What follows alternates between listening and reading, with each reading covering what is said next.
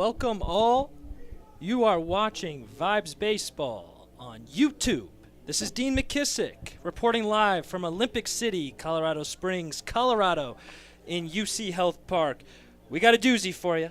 The first game of a 3-game series, Northern Colorado Owls at the Rocky Mountain Vibes. Once again, this is Dean McKissick taking you on the 9-inning journey that we have in front of us. A lot of great stuff to dive right into, a couple keys of the game to watch. One of them being is the Vibes are on the brink. Absolutely on the brink. Living on the razor's edge. They have to be perfect. They have to win out. And then the Grand Junction Rockies have to lose out for the Vibes to have any chance at the playoffs this year. It's been a heck of a second half for the Vibes. Perfectly encapsulated by the 5-1 homestand against the Ogden Raptors. The Ogden Raptors, a team that the Vibes went 2-10 against last year. Well, they went 5-1 in the last homestand and really took it to Ogden all year long. This kind of rebuild, this kind of comeback by the Vibes, what a microcosm for Rocky Mountain as a whole. It's been almost a stereotype for the Vibes, coming out to early deficits only for them to storm back in the 7th innings or later to stage some incredible comebacks. What's in store tonight?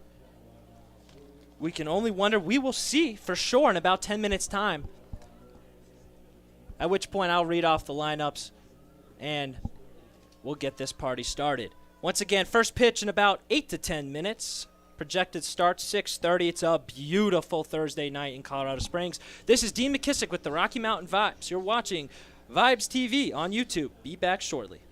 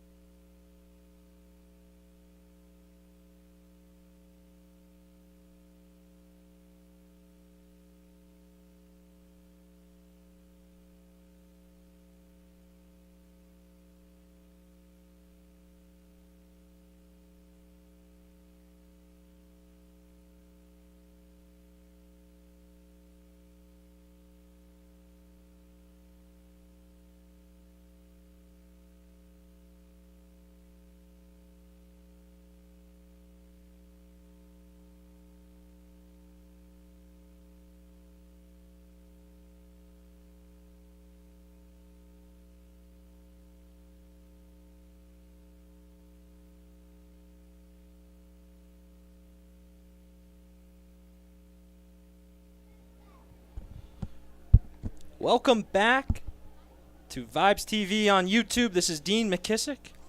As the meeting of the minds has commenced, looks like assistant pitching coach Halen Peguero for the Rocky Mountain Vibes and Robbie Bales, head skipper for Northern Colorado, as they discuss the lineups, which gives me time to announce both teams' lineups for the day. Leading off for Northern Colorado, Alex Jackson, who might be the hottest batter in the Pioneer League, a 14-game hitting streak as he enters the game today. Cameron Feltz, designated hitter, batting second. Abdel Guadalupe in right field. Tim Bouchard at third base as cleanup. Brandon Crosby at second base. Dakota Popham, Colorado Springs man, first base. Kevin Higgins, shortstop. Ronnie Allen doing the duties behind the dish. And Matthew Turner in left field. Matthew Turner, an impact player for Colorado Mesa.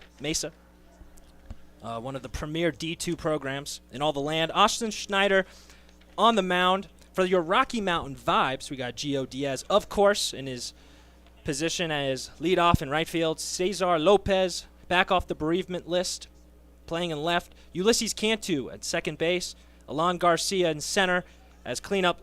Luis Navarro, the ever-steady, consistent rock behind the dish. Ethan Lopez getting some time at shortstop. Micah Noen at first base. Nick Michaels, the third baseman, and rounding out the lineup, Ulysses Nunez at DH, which leaves the pitcher, the big man, with the big lefty arm, number 37, Armando Valle.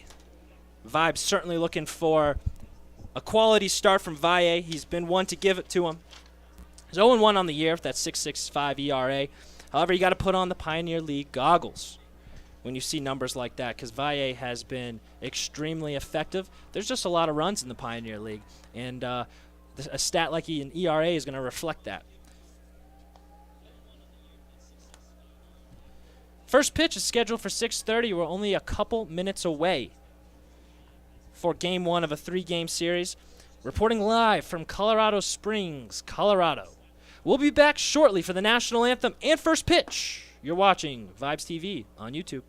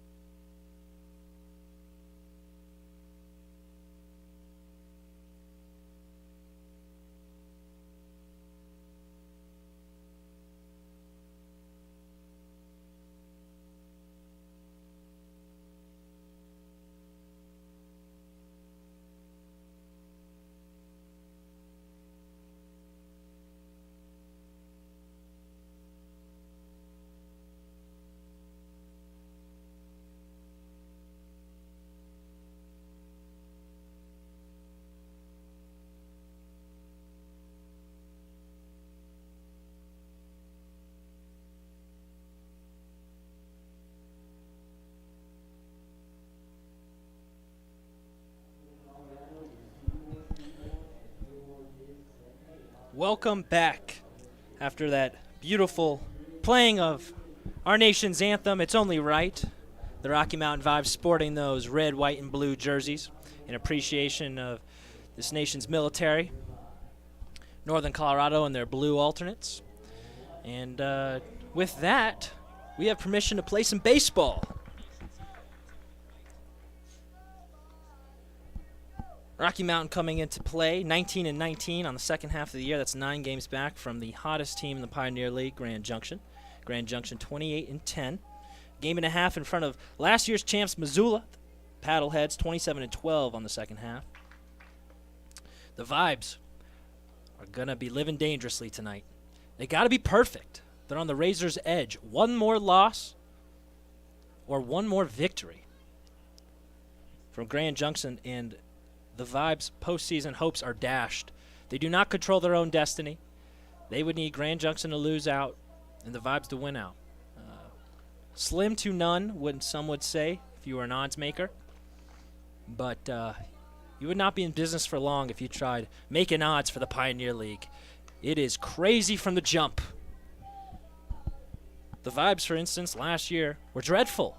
This year, right in the pack, in the heat of it, thanks to some really good transactions from team president and assistant GM Chris Jones and Aaron Griffith, and then director of player personnel Dave Hadjick. They brought in mid-season, made some changes for the better.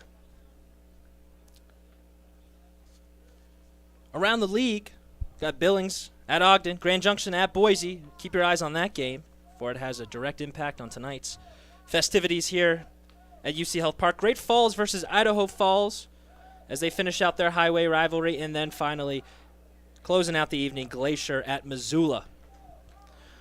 All right, ladies and gentlemen, Valle has just thrown his last warm-up pitch, and in steps into the box center fielder Mr. Alex Jackson, and we got Rocky Mountain Vibes baseball in front of us.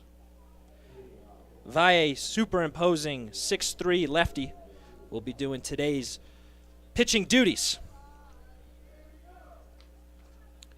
0-1 on the year, sporting that 6.65 ERA. He has spent some time out of the bullpen when making his debut for Rocky Mountain. Now he is a trusted starter in this rotation.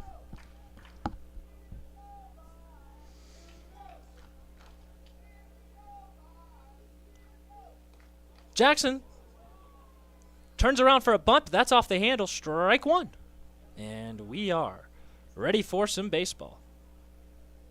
Behind the dish, Dan Muth. First base umpire, Joshua Garcia, and at third base, Gary Chachowski. A good three-man crew. That is some way to start your evening if you're Alex Jackson. A fastball off the hands, that'll wake you up. Make sure he's still got all fingers left as he takes ball one high. Counts 1-1. Valle, typical lefty, knows how to locate, has some great movement on that fastball.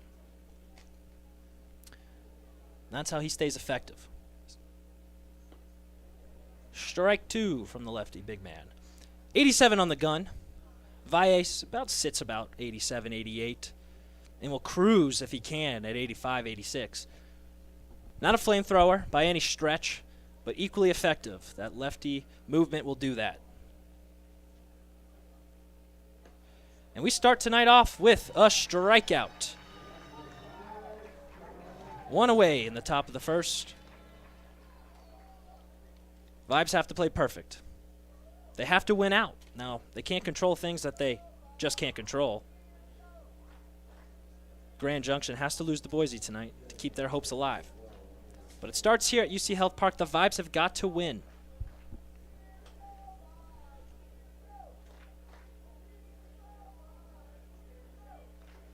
First pitch to Feltz, the hottest man in this Northern Colorado Owlz lineup. In fact, he might be the hottest man in the Pioneer League. 14-game hitting streak for Feltz. Well justified in that two-hole. Analytics say that's where you put your best hitter. As Feltz sends the second pitch backwards. The Vibes need a quick start. The Vibes need low runs in the beginning of this game. They have not been able to enjoy a luxury such as a early lead. especially in that Ogden series. They were playing from behind, but boy, do the Vibes play well from behind. It's a good pitch from Valle, just outside. Count goes to 2-1. It's almost a joke around the ballpark that the Vibes just wait till the 8th inning for them to decide that they want to turn the switch, flip that switch, and win a baseball game. Obviously, that's said tongue-in-cheek. But regardless, the Vibes have been great from behind. That's strike 2. Feltz swings, takes a big hack. Valle got a little extra on that. That's 89 on the gun. Crowd still filling in on a beautiful Thursday. It's 6:39, about 89 degrees. 1st of September. Counts 2-2. Feltz stays alive, fouls it back.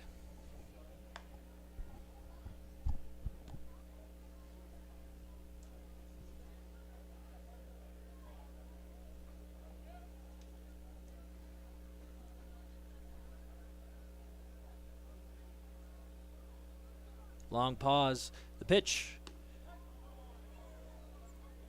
Feltz flirts with it.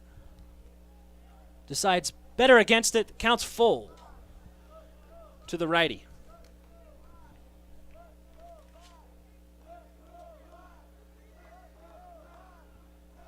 Feltz some pop. 3 of his last home runs have come in the last 4 games. As he stays alive.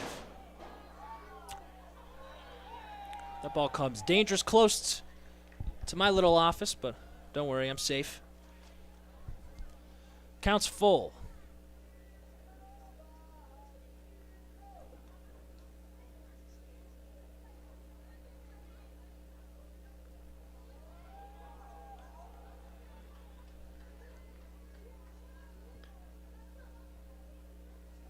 Feltz is impressive, to say the least. He's leading the PBL in stolen bases with 44 this year. He's also got 10 triples. So speed kills for Cameron Feltz. And he's made the other teams feel his presence on the base paths, in the field, and with that bat. Locates down the line to Michaels. Michaels makes a stab, is not able to come up with it. Valle made the pitch he wanted, got the ground ball he was looking for. Michaels was not able to stay with it. That's an error for Nick Michaels, who has typically been Mr. Consistent in the field. An unusual blunder for the third baseman, who the Vibes acquired mid-season from the Ogden Raptors. Michaels played great against his former team, was the MVP in one of those games in which he hit the home run to win it in the PBL knockout. Valle, lefty, is going to keep a close eye on Feltz. Navarro springs up. Navarro, known for a back pick, not afraid to be aggressive from behind the dish. Typically pays off for him. He's got an absolute cannon. Ball 1 to Abdel Guadalupe, the lefty. Valle is going to keep a close eye on him. Does not want Feltz wrecking havoc in the first inning. Michaels might have hurried on that ground ball. It was a chopper, knowing just how fast Cameron Feltz is. Feltz is off. It's a high pitch. Navarro's not even going to throw it. Feltz had it stolen. And just like that, Northern Colorado is in business. Northern Colorado enjoying Northern Colorado, that's UNC, the university, their field while they build out their state-of-the-art facility. As they are an expansion this team this year, they were hoping to get that facility done in time for the season. Counts 3-0 to the 3-hole. However, Northern Colorado was gracious enough to lend their facility in the meantime, so there wasn't as much of a rush. So it looks like they're going to be ironing out all those details and really make that facility enjoy a amazing grand opening for next season. Counts 3-0, man on second. And that's a strike. Guadalupe was taking. Counts 3-1 to the 3-hole hitter.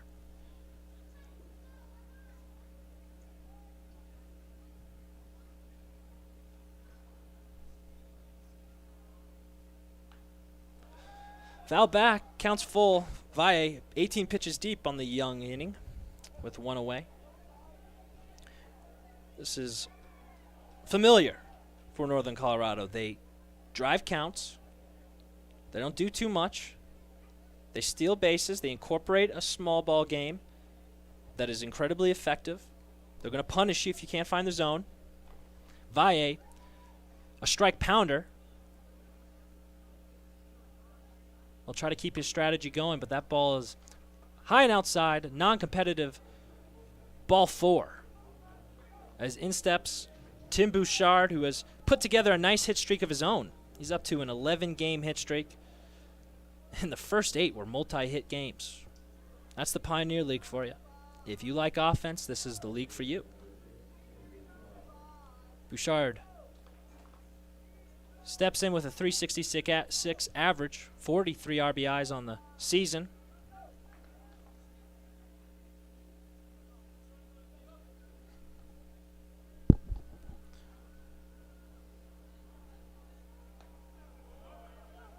Valle drops in a nice slider from the left side for strike 1. If he's able to locate that first pitch breaking ball, especially to lefties, Valle is going to enjoy some success tonight.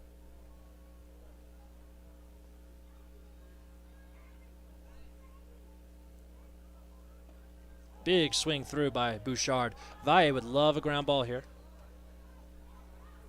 Counts 0-2. He's now going to be changing his priority to punching out Bouchard.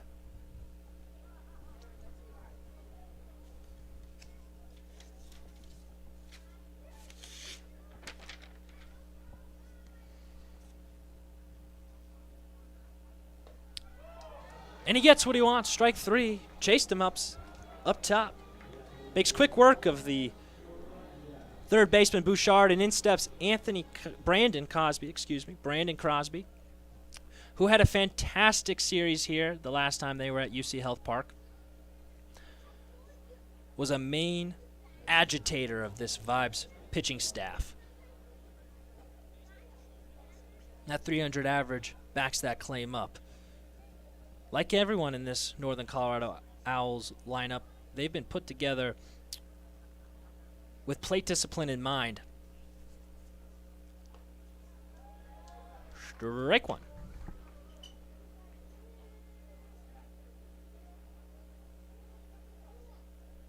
Valle working a little bit uphill after that first inning error by Nick Michaels.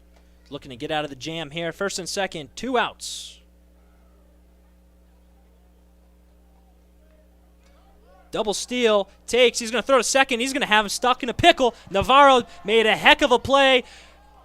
Unknown just needs to tag him out, and he's got him. Before he scores, no run.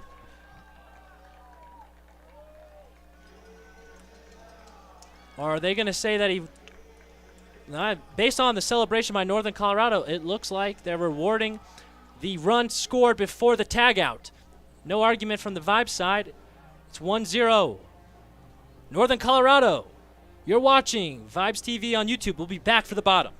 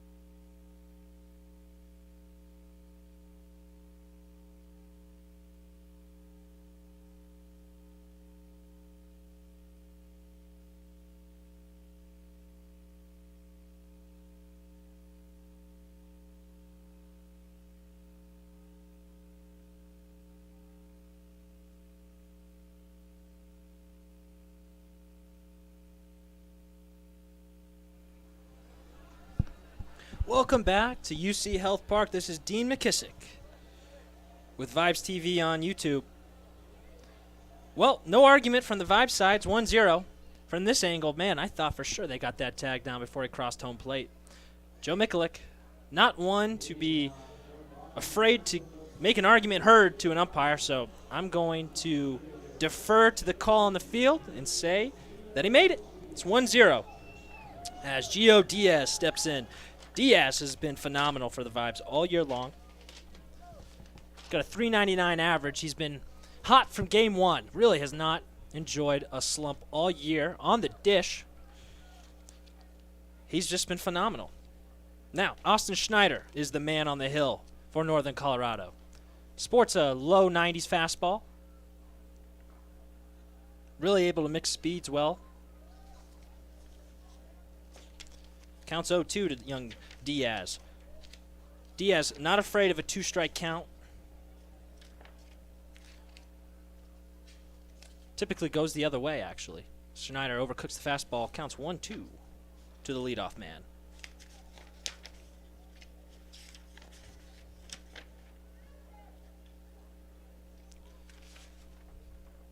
Schneider has a very deceiving motion. Hides the ball really well.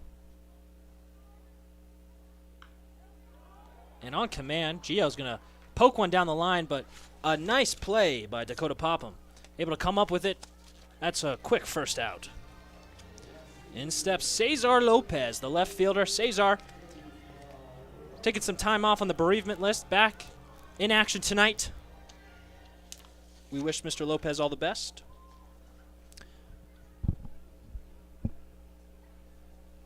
For the young left fielder.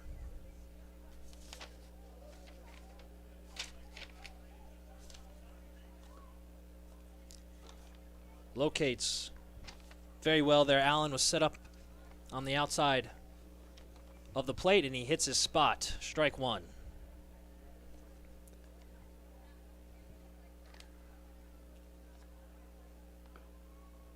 Just off the plate there, it counts 1-1. Lopez sporting that unorthodox batting stance, almost a little Craig Counsell mixed with a little Kevin Youkilis. But like all great hitters, gets his hands back into a ready position in time. He's batted .325 on the year, so I don't care what batting stance you have. Those numbers are undeniable. Counts 1-2 as Schneider starts fast. Lopez is able to fight off that two-strike changeup. Tonight is brought to you by Sunbelt Rentals. And there's actually a military jersey auction happening at the ballpark tonight. You can get your hands on those red, white, and blues as Lopez sends one up the middle off the end of the bat. Crosby's going to get there, but he's going to have to keep it in the infield as that is a softly hit single for the left fielder.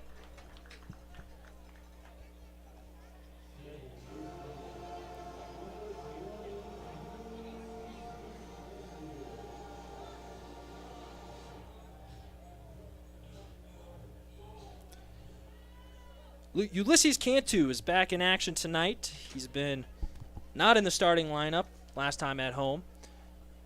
So this is the first time the UC Health fans get to see him in a couple weeks. That's a good overhand curveball. Taken, close. Schneider disagrees with it.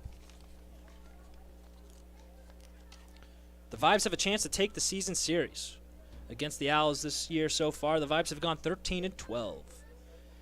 If Rocky Mountain could take at least 2 of 12, that's up the middle. Routine 4-6-3. Schneider gets out of the inning. We'll be back for the top of the second. This is Dean McKissick with the Rocky Mountain Vibes, Vibes TV on YouTube. Don't touch that dial. Be back shortly.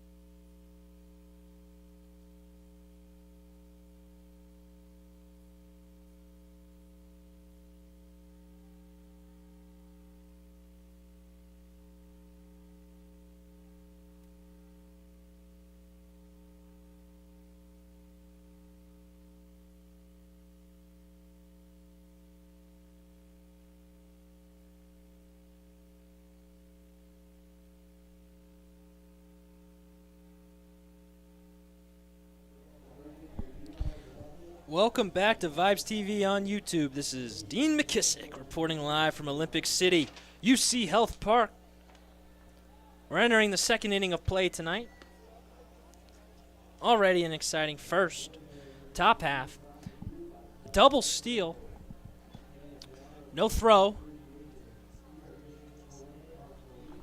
They were able to bait a run in. So a small ball already in effect for Northern Colorado.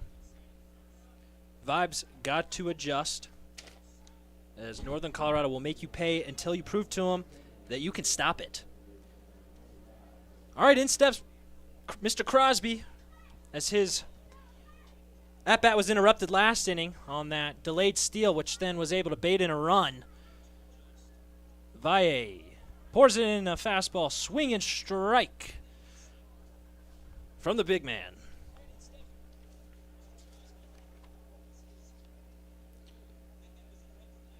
Valle spent his time in Lubbock Christian in Texas. That's ball one. Started out at Miami-Dade College in 2017 before pitching for 3 years at Lubbock Christian University and then making his Vibes debut in late June.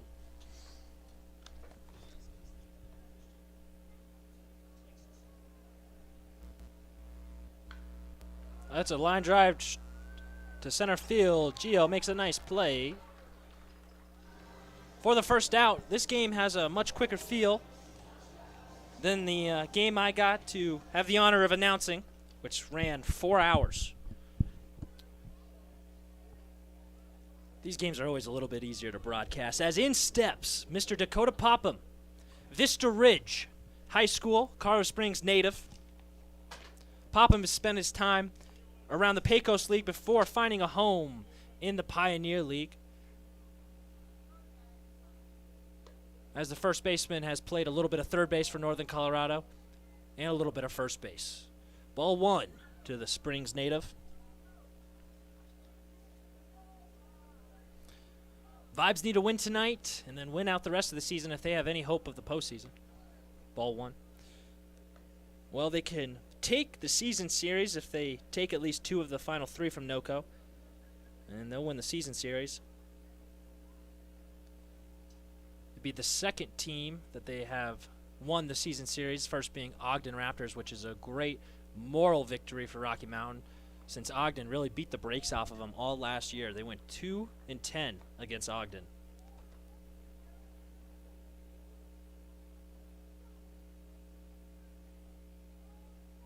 Counts 2-1. Popham off the hands is able to fight it down the right field line. Foul.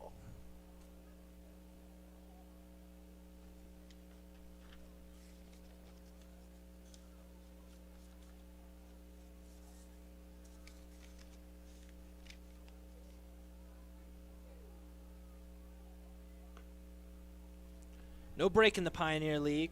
Just last night, the Vibes and the Owls were in Grand Junction playing their final game. NOCO was able to get some timely hits and win the penultimate homestand, scoring 6 of its 9 runs with 2 outs. So that 2-out rally really coming to hurt the Vibes. Counts full. Strike 3 to Popham as Valle gets another strikeout. In steps the shortstop, Kevin Higgins, for Northern Colorado.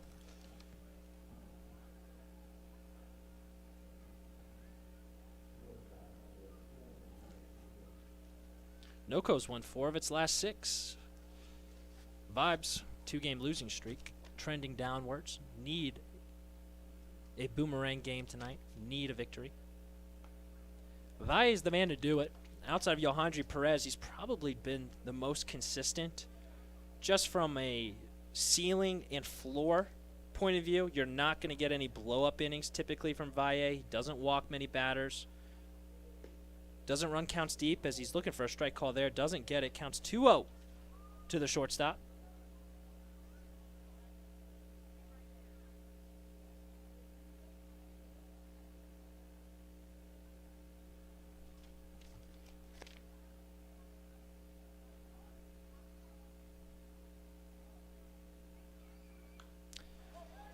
There's the call he's looking for.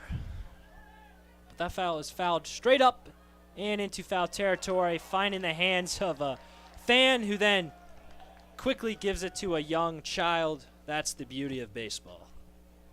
Counts 2-1.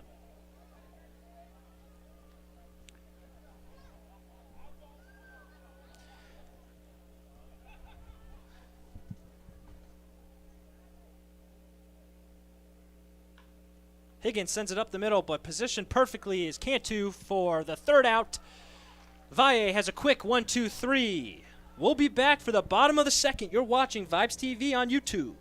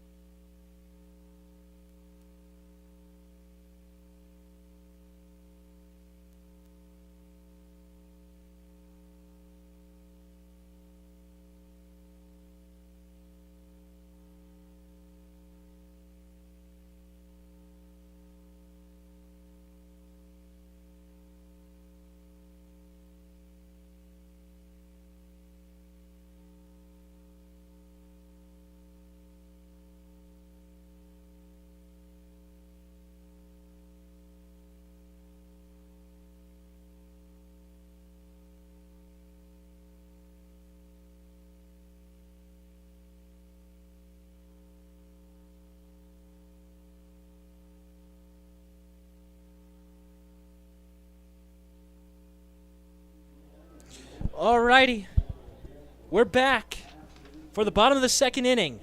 This is Dean McKissick with Vibes TV on YouTube.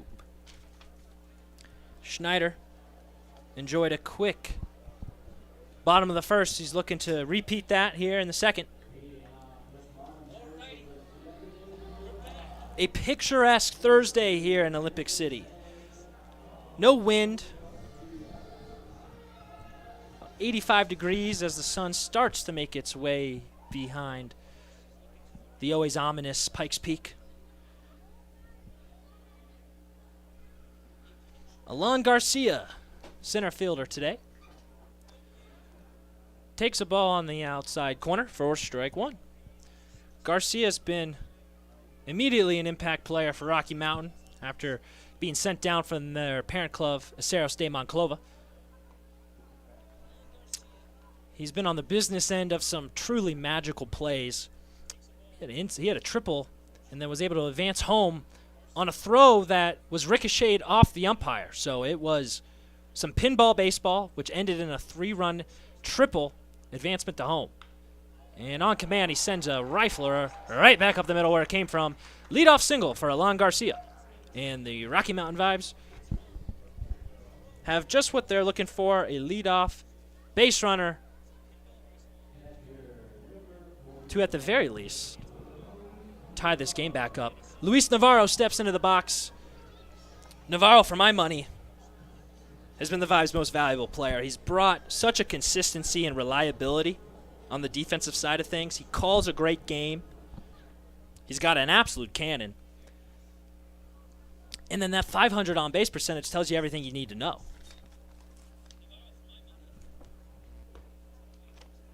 Takes a fastball off the inside corner. Ball one. Navarro, talk about good at-bats. Well, he's done something historic for the Rocky Mountain Vibes as he sends a ball chopped foul to head skip Joe Mikulik. Well, he's broken the base on balls record. 44 on the season, previously set by Jacob Barfield, who did just about everything for this Vibes offense last year. It was not a season to remember for the Rocky Mountain Vibes, but one thing you could tip your cap to was Jacob Barfield's season, which he led the Vibes in runs, walks, and RBIs. This Vibes team, a far more all-around team, and their record proves it. As that is sent to the pitcher, who's going to throw it to the shortstop for the first out and rifles it around for the second double play of the young game. Just what the doctor ordered for the Northern Colorado Owls. 2 quick outs now on a really good play by the pitcher, who short arms it a bit. Really deceptive pitching motion. Hard to see the ball out of the hand because of that short arm. Batting in the 6th hole is Ethan Lopez. Out of his usual 2-hole, now Cesar Lopez doing some duties there. Ethan Lopez cool, calm, and collected on both sides of the ball. Defensively, they can use him everywhere. They put him wherever they need him. Second, short, or third. Ball 1. Fields his position great. He's their #1 guy in the knockout round, and he's, for good reason, he's just got explosive pop. Ball 2. Schneider being very frugal with his pitch count. Very efficient. He's only got 19 pitches and 2 outs here in the second. Looking to stay around the minimum. Lopez on the 2-0 count takes a big hack for 2-1. Looks like Dave Hadjick is back. Taking some time off here. Now he's back as the first base coach. And if this game does go into the Pioneer League round, who I would imagine would be doing the batting practice for him.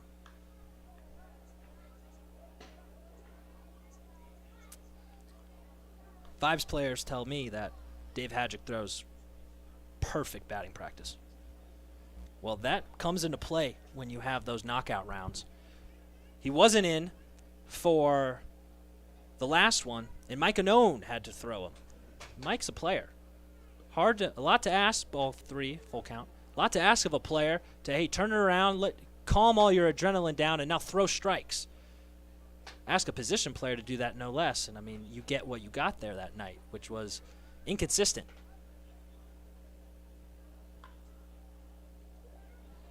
Lopez turns that foul and survives for another pitch.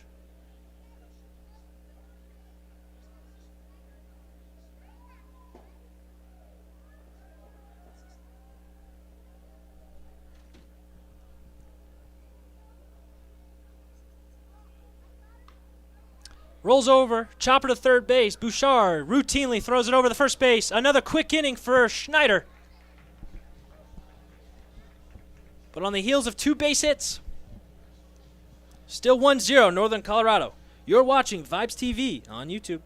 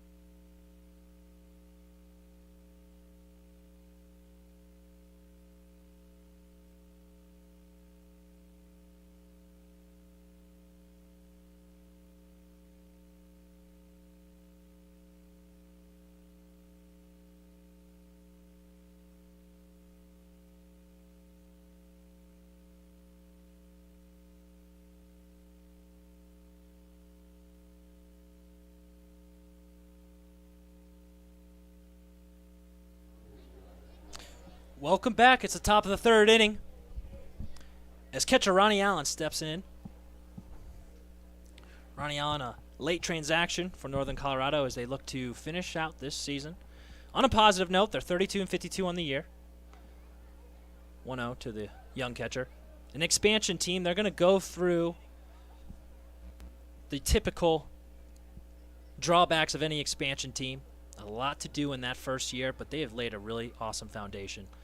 And when they're sporting that new facility, I would wouldn't be a leap to think Northern Colorado's due for some real improvement next year. Counts 1-1 to Ronnie Allen.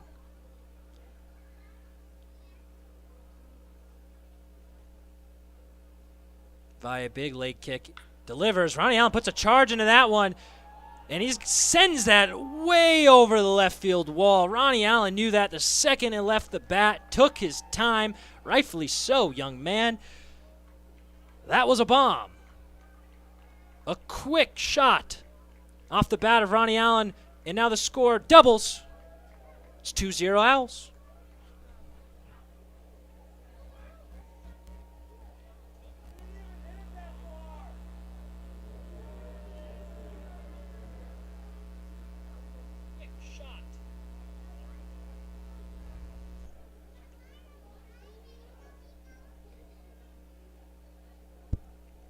Wowee. StatTrack puts that at 457. As Turner sends that sharply to left field, but that's going to stay in the ballpark and stay in the glove of left fielder Cesar Lopez for the first out. 109 off the bat of Ronnie Allen. That's big league stats right there, ladies and gentlemen. Big league stats. 109 off the bat. As the lineup flips over, we got Alex Jackson.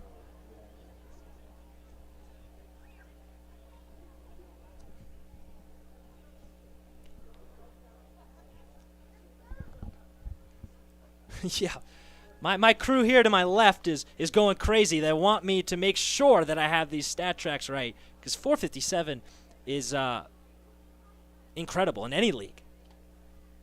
109 is screaming.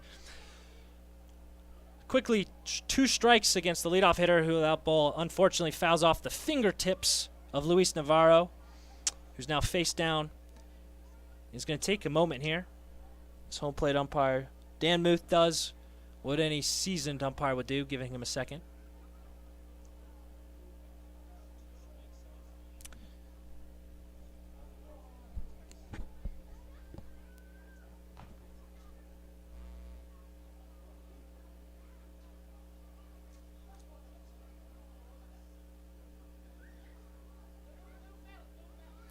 Navarro tough as all get out. It's going to take a lot for him to exit this game.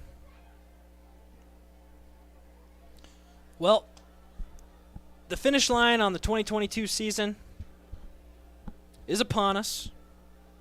Only 2 more series left. This one, and then the one on September 8th, 9th, and 10th. Last game being on the 10th. A miracle would have to happen for the Vibe season to continue after the 10th, but this season has been nothing short of miraculous in a lot of ways. If you were here with the Vibes in early May, early June, before the big transaction happened, the Vibes were a hard team to watch on some nights.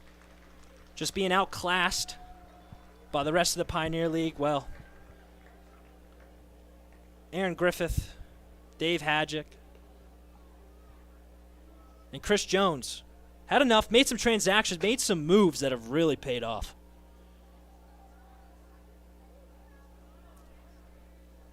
Now, it wasn't all bad. That partnership with Aceros de Monclova has unearthed some gems. The Vibes lead the entire Pioneer League with signings to the MLB, a real sign of just how talented, but young, and maybe raw those players were. Carlos Tirado, a young Monclova player that played on the Vibes last year, was signed by Pittsburgh Pirates. Agustin Herrera, Jose Gomez, Angel Camacho, and Francisco Romero all enjoying time on a major league organization. A testament to all that talent. Ball 1 high to the leadoff. Now the Vibes are able to use the best of both worlds, take the best players of Monclova, like a Gio Diaz, draft through the PBL draft, like Dominique Hernandez, and then sign players all across the country and the world, like Armando Valle. Strike three to Jackson, utilizing all the ability that the Vibes front office can to field together a really productive and fun team to watch.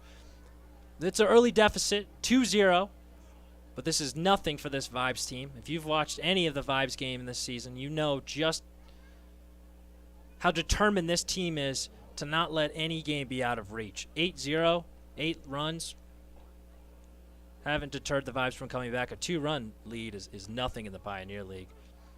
First pitch breaking ball, that's in for a strike to Cameron Feltz, who's 0 for 1 on the day. Reached on that error, then was able to score with that stolen base. Feltz puts a charge into Cesar, is going to run back. It's going to be over the outstretched head. Bounces off the wall. Feltz is going to be in for an easy stand-up double.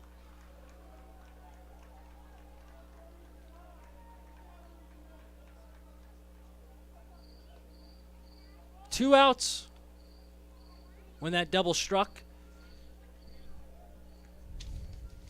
Something Northern Colorado's made a habit of is 2-out rallies.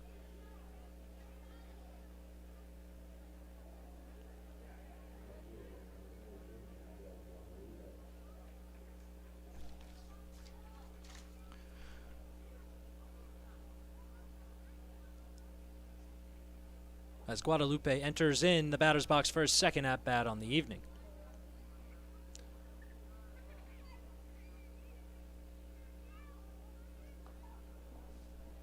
Big slider misses inside.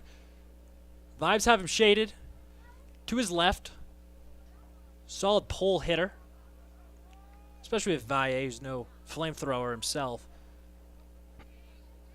Statistically, that ball, more often than not, is going to go to the left side of the infield as Valle does an inside move just to remind Feltz.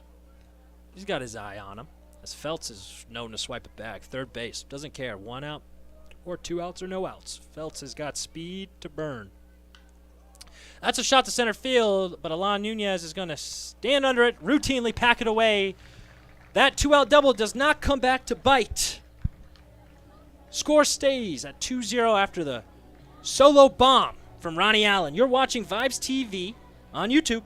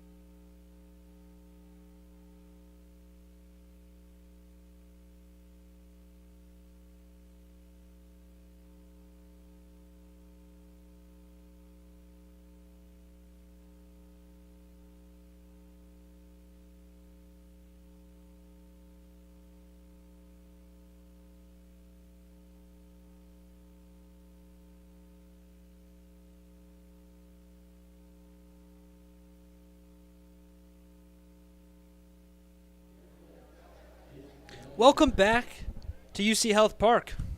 Schneider has worked fast. He's worked effectively as we are already into the bottom of the third. I'm going to take this time to send a thank you to all our listeners all across the state, the country, the world. All the way from Bloomington, Indiana to Wheaton, Illinois to Delray, Florida. To Mexico, south of the border. We've got listeners everywhere. We thank each and every one of you. Could not do it without you. These thanks extend to our lovely season ticket holders who come into this lovely ballpark night in and night out, enjoy some Vibes baseball. The same goes to our sponsors. Sunbelt Rentals is the amazing sponsor tonight, sponsoring the festivities, partnering up and doing some really cool things in the community with the Vibes. The Vibes, a real entity. Yes, they're a baseball team first, but a resource in the community always. Beautiful Beautiful sunset evening, as always in Colorado Springs. Tonight's no different. Ball one to the leadoff man, Mike Annone, fan favorite Mike Annone. Mike Annone was a Vibe last year. He could tell you all about the ups and downs. As clutch a hitter as they come. Just plays better to the occasion. If the pressure's up, I want Mike Annone up there. I've seen enough Vibes games to feel confident when I say that. Mike was actually cut from Northern Colorado earlier this season and then quickly claimed off the waivers, off the waiver wire by Rocky Mountain, who couldn't believe it. He's made Northern Colorado pay himself personally. With some of his best games going against his former team as he starts tonight with a base knock. As that scoots by the shift on the big lefty. C&I single for Mike Annone, the Delaware native. Leadoff knock. Last inning was vanquished by a 4-6-3 double play. Vibes already grounded into 2 in as many innings of work. Desperately looking not to repeat that for a third time this inning. As Nick Michaels, third baseman, steps into the box.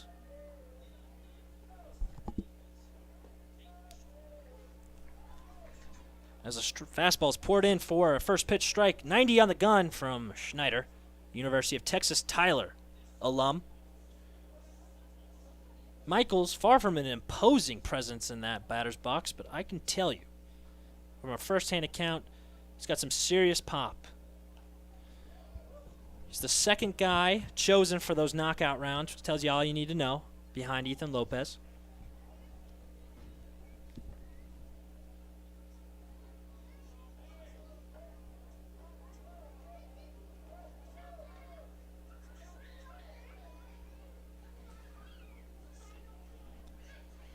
Quickly 0-2 to Nick Michaels.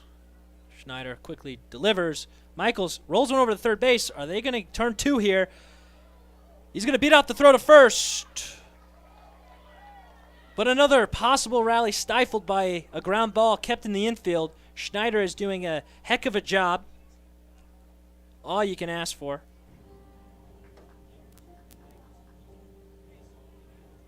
That means 9 holes up. Ulysses Nunez, designated hitter. Another call down from Aceros de Monclova, who, like Alon Garcia, has enjoyed some early success. Not quite as much as Alon Garcia.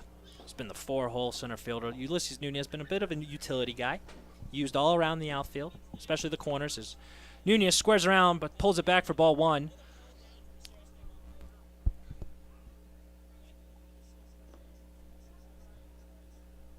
An incredibly long and strenuous season for all players in this league. Not a lot of breaks. These series typically are 6 games. By that 5th or 6th game, you can see it on the field. Teams are tired. Bullpens are depleted. The best teams keep that focus razor sharp. First game, second game, 5th or 6th game. Doesn't change.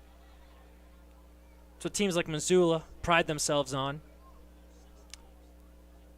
Teams like Rocky Mountain and Northern Colorado model themselves after. Really pays to have a deep bullpen. It really does. Quickly 3-0. The first time Schneider hasn't had really good command all night. To the 9-hole with 1 down. You'd hate to turn the lineup over with less than 2 outs. Rocky Mountain, as dangerous of an offensive team, if they had a little bit more reliability from their openers, their starters, I think they would have enjoyed some more success. That offense just keeps them in games. Counts 3-1 to the 9-hole.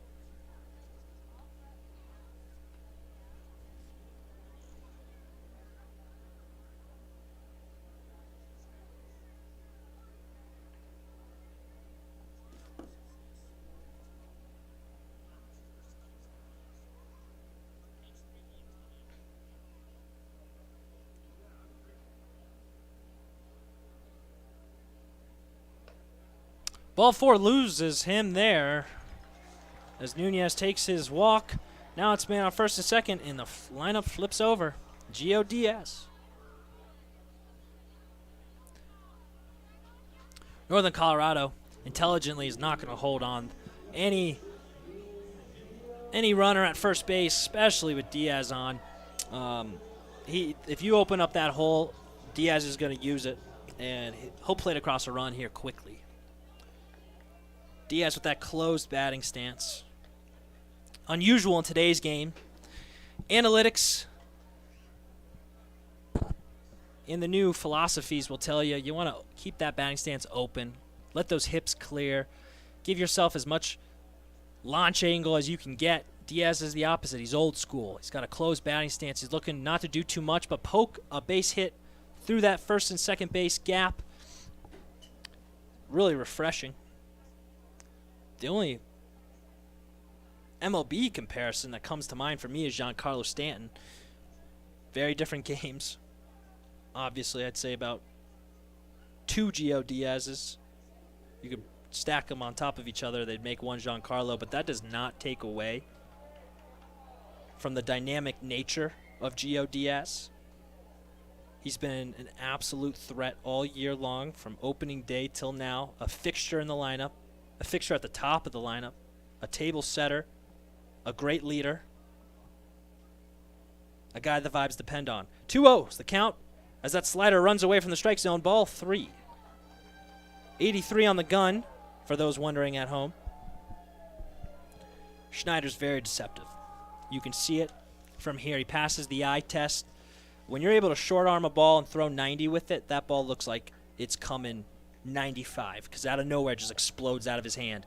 As Diaz stone colds a really good pitch on 3-0. Does not get the call. Schneider doesn't, that is. As bases are loaded, 1 out. Cesar Lopez.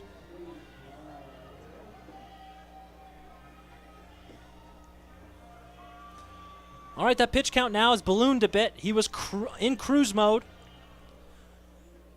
Now he's got a tight walk out of here. He's gotten the ground ball. It's been his friend. The double play has been his friend. Cesar Lopez with speed to kill. It's going to be a tough turn.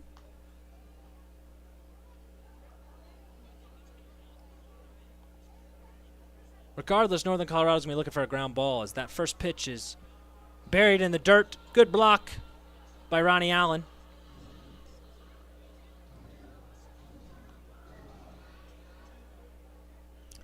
One out in the bottom of the third.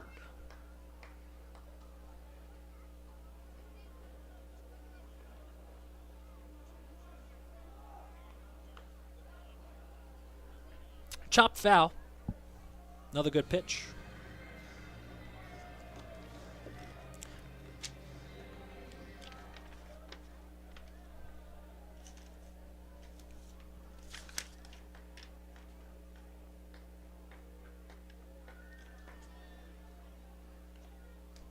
Fouled again. That one's going to nick the catcher, Ronnie Allen, behind the dish. Both catchers going through it right now.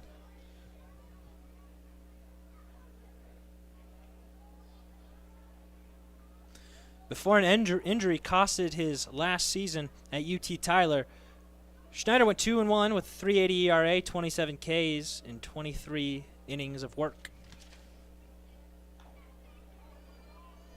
Lopez, a hard man to strike out. Chokes up on the bat. He knows the job that needs to be done right now. Can't strike out. Gotta make Northern Colorado work. Counts 1-2.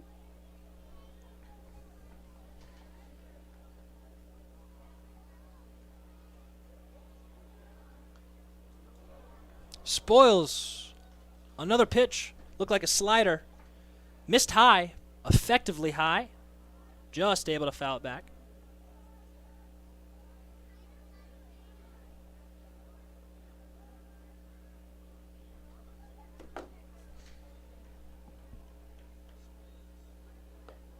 That ball misses. Counts even, 2-2.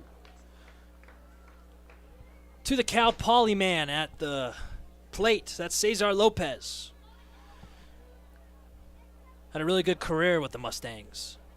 now continuing his professional career here in Colorado Springs. Counts 2-2. Ball 3 missed way out.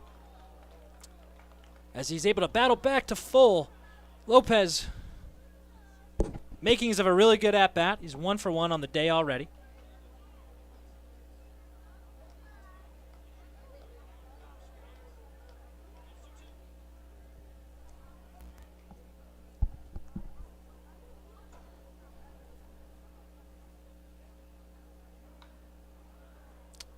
That's pulled foul. For another pitch in this long at-bat. At the very least, Lopez is helping inflate that pitch count, which is productive.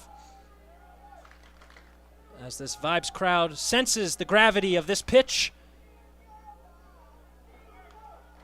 Lopez sends one straight up. If that stays fair, or excuse me, stays in play, they might have a chance at it. It does not. It falls foul harmlessly into shallow left field, or excuse me, shallow third base side.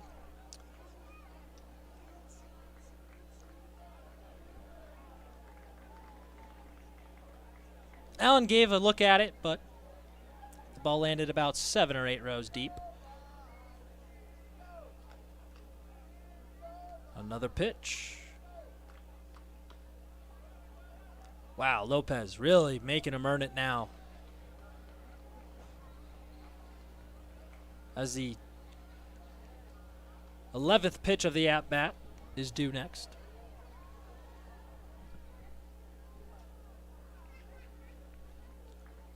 Nearly equaling his total pitches in the first inning in this singular at-bat. You're going to call that productive, even if Lopez isn't able to knock in a few runs here. He's going to step out. It's his time. No pitch clock tonight.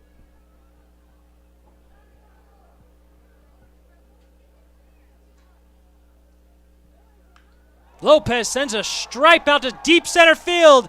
Feltz is going to make a jumping play. A fantastic catch in center field as the hat falls off, but that is going to knock in a run. Cantu's going to advance to third base. An incredible at-bat by Lopez, only matched by an incredible effort and play by center fielder Alex Jackson, excuse me.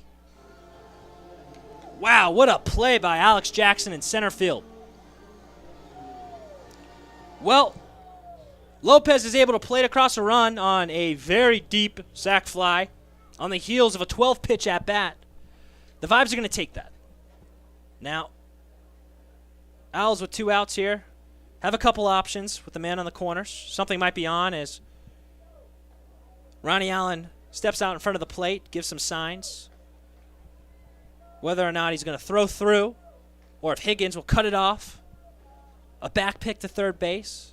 A pump fake from Allen. The options are endless. None of those options are going to happen as it's a weak ground ball rolled over to Higgins, who makes an easy play. That's it. For the bottom of the third, it's 2-1 now. Owlz still out in front.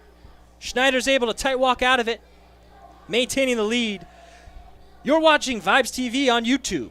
Be back shortly.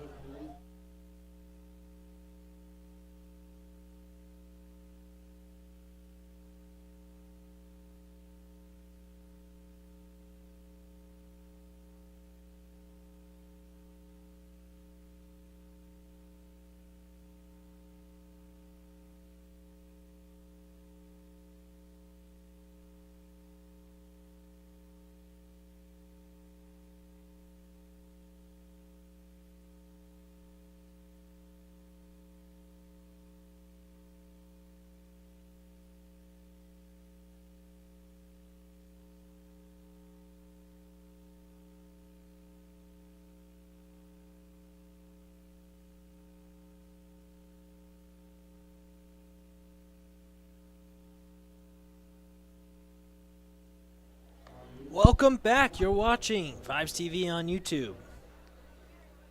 This angle really shows that beautiful Springs logo behind home plate. I want to do a special shout out to head groundskeepers for the Rocky Mountain Vibes.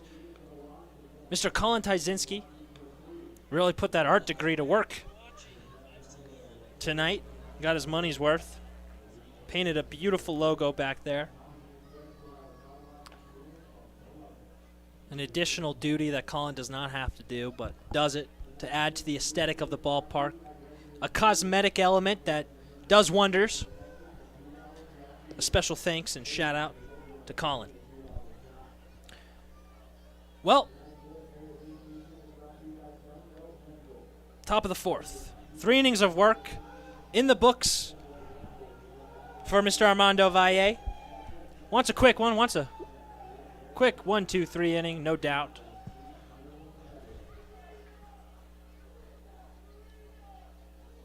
Tonight brought to you by Sunbelt Rentals, and these streams brought to you for Donate Life Colorado. As always, want to send a special thank you to our wonderful sponsor on the streaming side.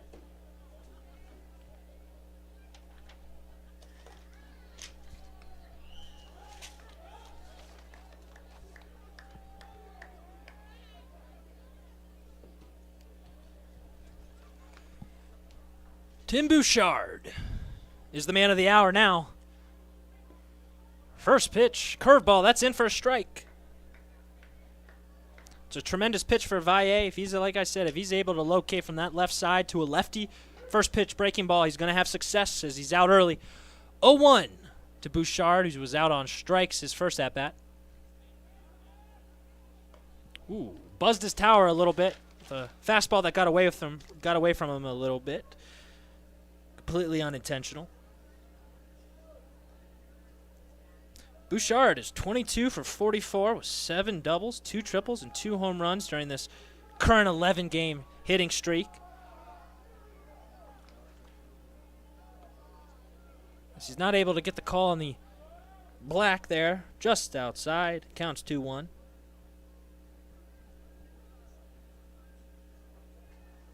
As good as Bouchard's been with the bat, that plate discipline has been there throughout. He's walked 19 times this month as he sends out a lazy fly ball to Alan Garcia, who takes a couple steps and is able to make a nice play.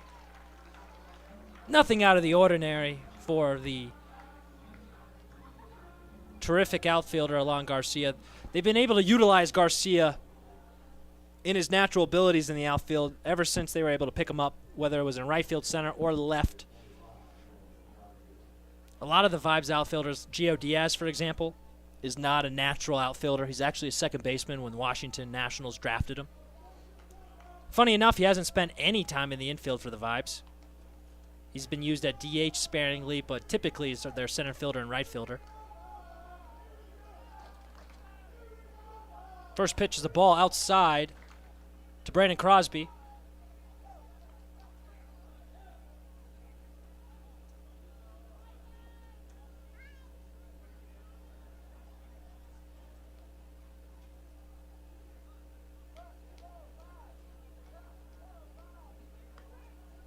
Counts 2-0.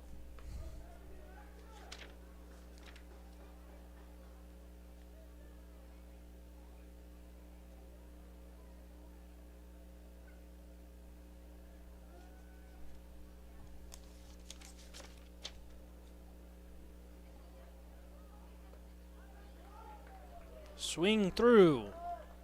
Strike 1. Owlz are 6-1 versus lefty starters this year. So I'm definitely not intimidated of a big lefty to start the game. Valle pounds the zone, mixes speeds, mixes locations.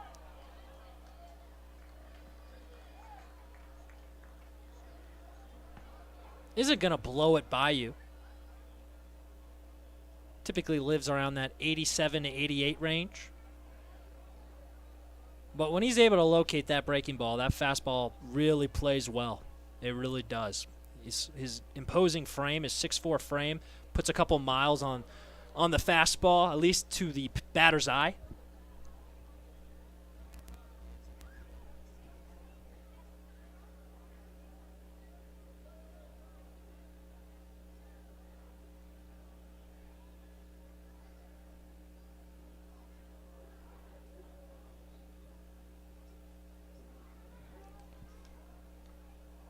That's fouled straight back and off the chest protector of Luis Navarro. Count even still. As Crosby's working a nice at-bat of his own.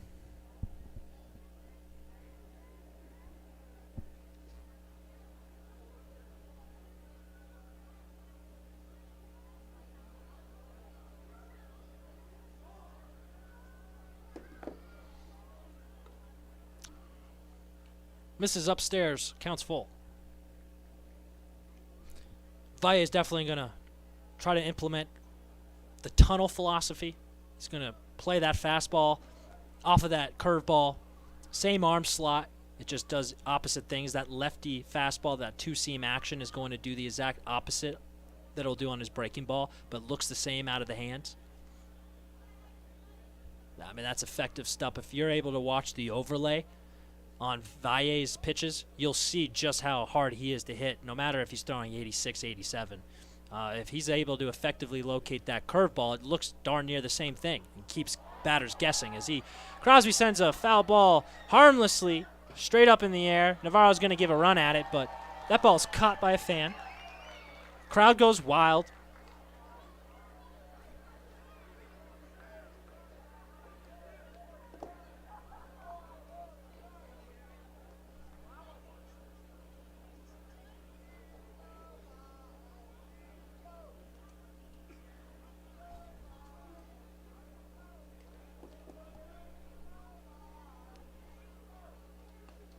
Got him looking off the black. Great pitch. Great pitch. Another strikeout for Valle. 2 outs. As Dakota Popham steps on in.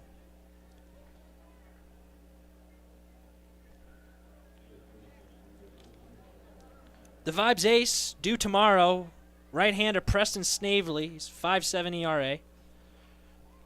As I had harkened back, you got to put on the Pioneer League goggles. He's going to keep that in the infield. Lopez is going to catch that and pack it away. 3 outs. Exactly what Valle needed. 1, 2, 3 for Valle. That concludes the top of the 4th. We'll be back shortly. You're watching Vibes TV on YouTube.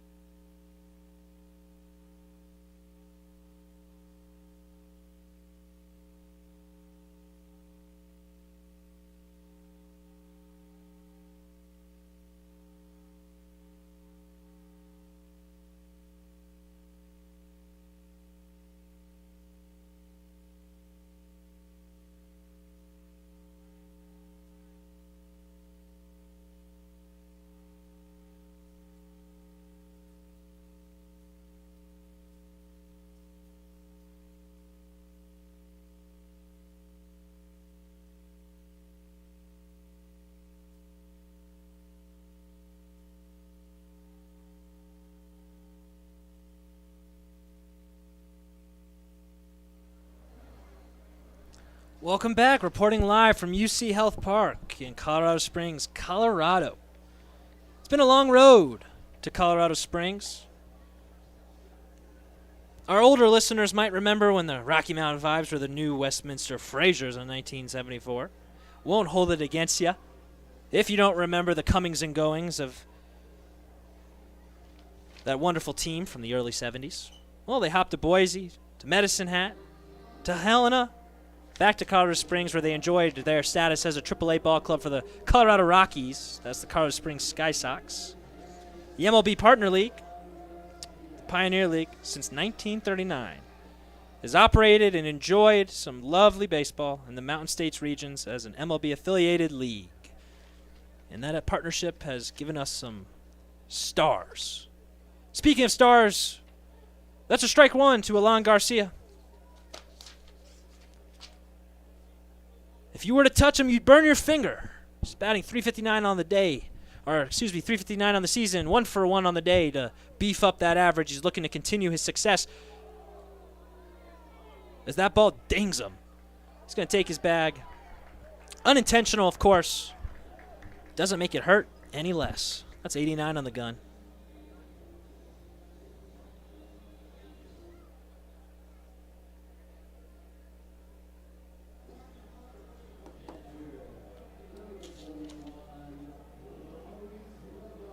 That's Luis Navarro now. After the leadoff hit by pitch. Not a way you want to start any inning.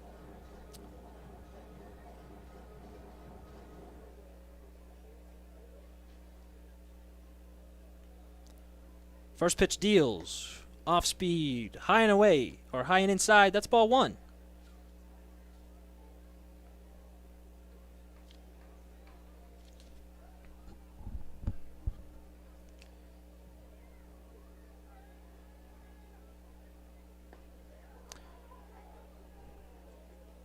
Now that slider's in for strike one.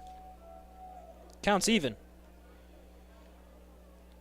Now, with that historic partnership with Monclova, both sides, Monclova and the Rocky Mountain Vibes, have enjoyed the benefits of that partnership. For example, the Pioneer League is an MLB partner league. So the talent is akin to, low-level A-ball, rookie level. And those raw players for Monclova felt it firsthand. Now, the games don't translate into W's for that Vibes team. However, when that young team went back to Mexico and played in the Winter League, they won the whole shebang. So that tells you about the development and how it paid dividends for them. Once they started playing south of the border, that team was the champions. It tells you just how talented baseball is in stateside. So this is an early lead, early run. He's going to have that one stolen. He's going to make a big wide turn because of the pass ball. Alon Garcia waltzes into second base. Counts even 2-2. It was the first of its kind in the history of minor league baseball, partnering up with a parent club in Mexico. You wonder if other teams might replicate it, especially since the Vibes lead the entire Pioneer League with signees into the MLB, which is exactly what this league is. When the MLB reconfigured the minor leagues, cut the last rounds of the MLB draft, players that would have been on an MLB club, a minor league organization, just a year ago, are left without a home. Well, that's where the partner leagues come in. Teams are enjoying extremely talented pool of players to choose from with the elimination of those last rounds. It's deep. The league's deeper. And it's fun to watch. And you see the product on the field. Certainly reflects that. Oh, he hits another one. Counts full. Navarro's not going to like that one.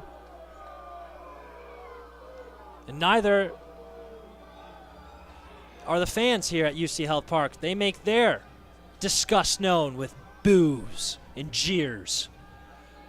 First and second. Nobody out. Here steps Ethan Lopez. He's batting .347 on the year. A power threat indeed. He's going to look to make Schneider pay for his lack of command here in the fourth inning. It's back-to-back hit by pitches for the University of Texas Tyler pitcher. On the brink. The Vibes are, they got to play perfect. They got to win tonight before they can even think about what Grand Junction's doing. It starts here at UC Health Park.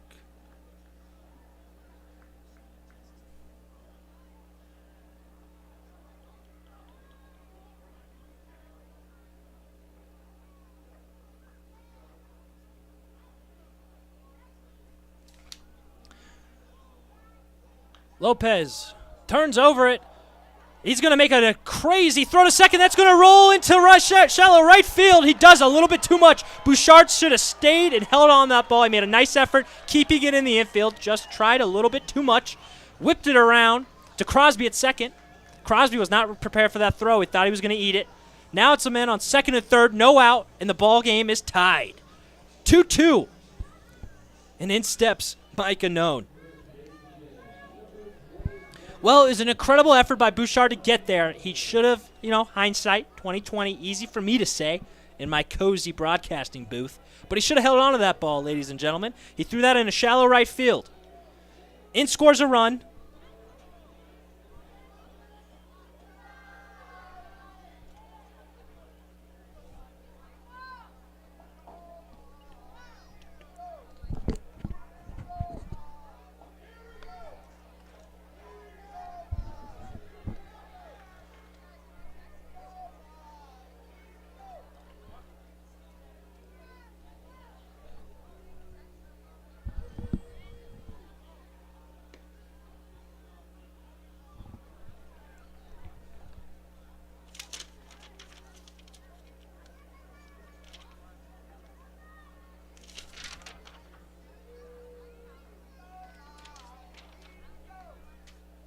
Counts 2-0.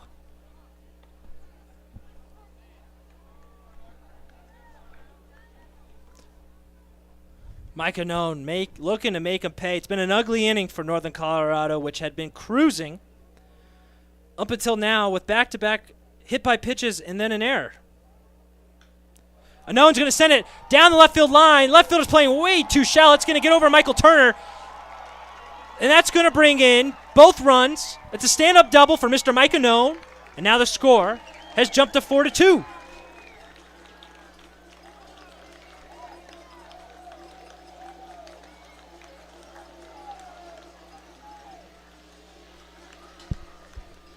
Things happen quickly in the Pioneer League.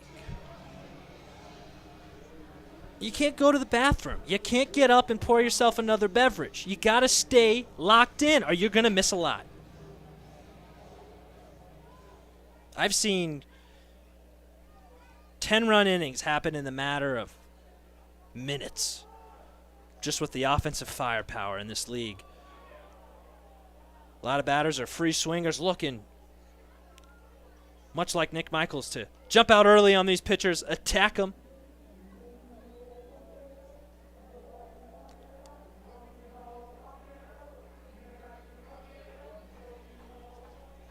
As the Vibes keep the pressure on with a man on second. No one out yet.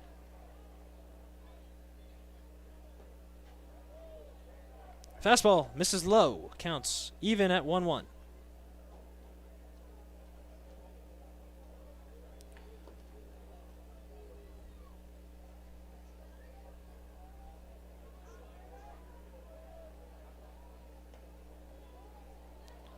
Overhand curveball misses. Inside, counts 2-1.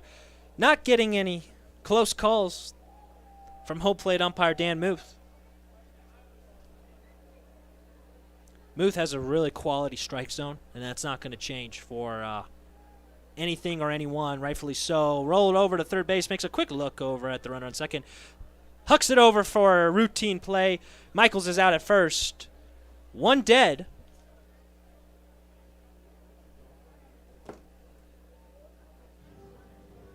Yet the Vibes are still in business as Ulysses Nunez steps into the plate.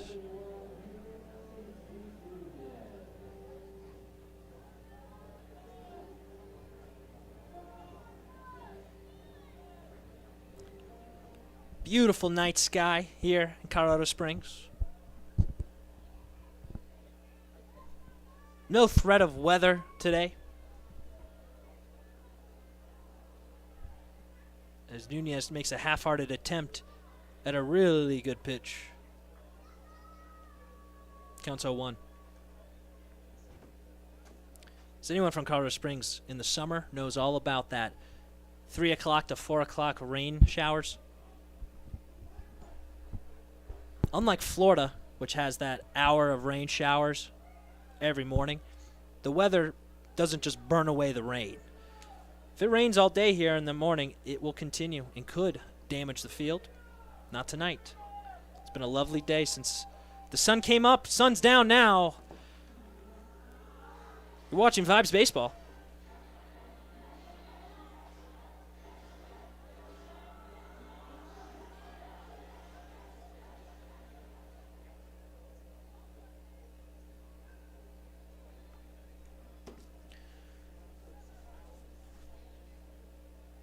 Nunez, swing through and miss. Strike 2. Vibes, 5 hits on the night. 4 runs across, 1 error. Owlz, 2 runs across, 2 hits and 1 error.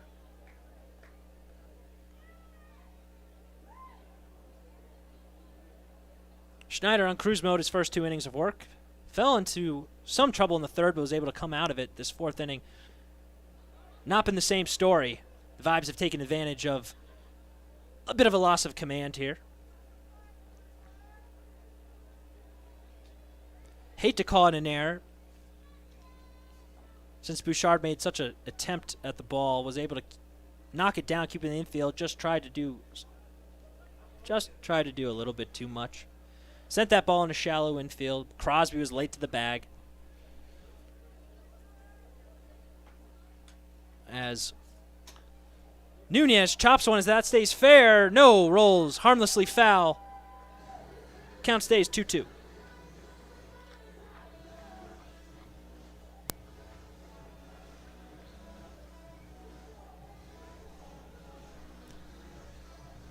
Energy in the building has definitely picked up a bit in this inning as the fans have found their seats, gotten their fill of concession stand food, and are now ready for some baseball. I tell you, those uniforms, those red, white, and blues are looking so pretty. I can only thank the efforts and time of Dan Ortiz and his assistant Presley. Wow, the work they put in. Keep these guys stretched out, watered up, and clean. They go above and beyond than what is asked of them. Counts full to the designated hitter here.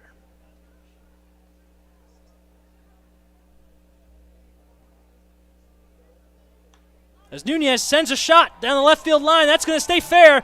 That's going to do the job. That's going to bring in the runner from second. And Nunez slides in for a double. He trades places with them. It's now 5-2 Vibes.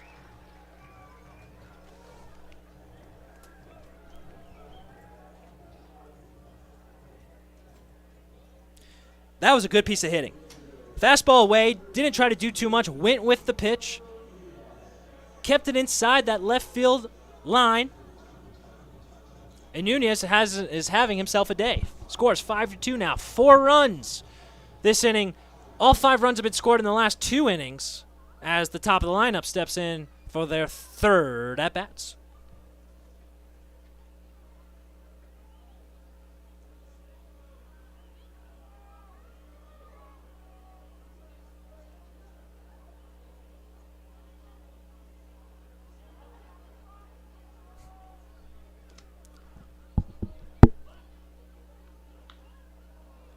Diaz sends one to Higgins, who makes a routine play for the 2nd out of the night.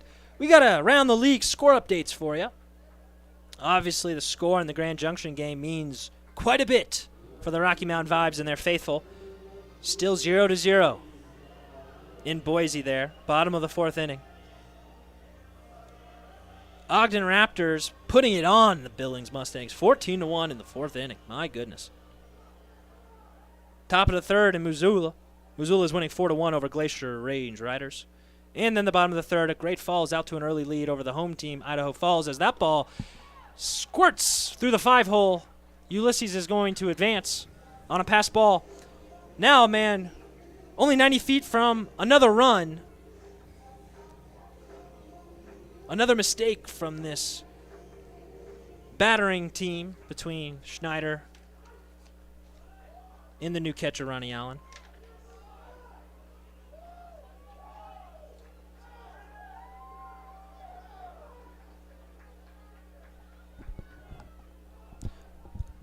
Joe Mikulik has just brought such a different attitude to this team.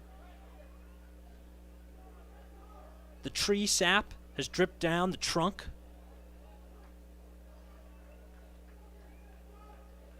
Joe Mikulic's at the top of that tree. And he oozes competitiveness and a grit and a will to win that emanates from this entire team. It's been night and day since his arrival. Mikulic, of course, has had a long and tenured career in the minor leagues, played Major League Baseball himself. So has this entire pitching staff. Enjoys experience in the MLB. As that's going to be a shot to the third baseman. He's able to pick it up. Bouchard, that's a screaming line drive, caught for the out. That's going to do it for the fourth inning. Vibes, big inning. They now are winning 5-2. You're watching Vibes TV on YouTube.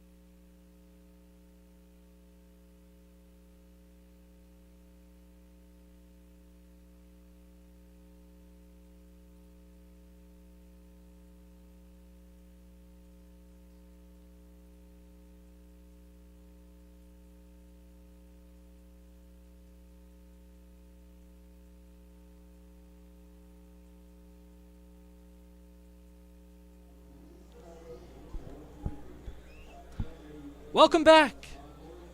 You're watching Vibes TV on YouTube. It's the top of the fifth inning in Olympic City, Colorado Springs, Colorado.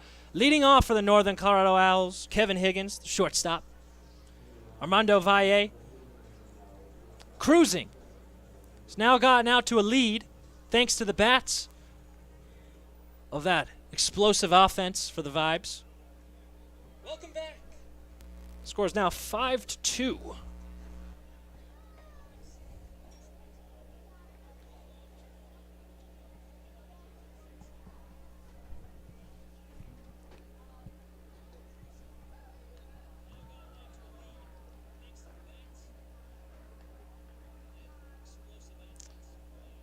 I really like the staff here the Rocky Mountain Vibes have this year. I mean, Mikulic, Dave Hadjic. Couldn't be different in regards to temperament, but both just absolute baseball savants. They're just able to deliver all their sage wisdom differently. And I think it benefits because certain players respond better to more fiery dispositions. And then Hadjic is just oozes calmness and confidence as that one's weakly rolled out to Valle, who fields this position, makes the first out of the fifth inning here at UC Health Park. And then you have Mike Garcia and Halen Peguero, both pitched in the bigs. Peguero in the early 2000s and Mike Garcia in the 80s and 90s. Being able to have your entire staff have MLB experience, what a resource for these young players.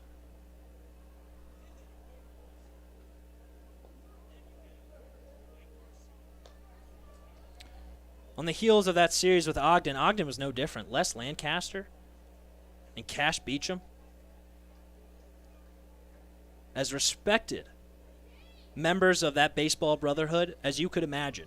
Well, the same goes for Mikulic and Hadjic. There is some quality managers and bench coaches and pitching coaches all throughout the Pioneer League.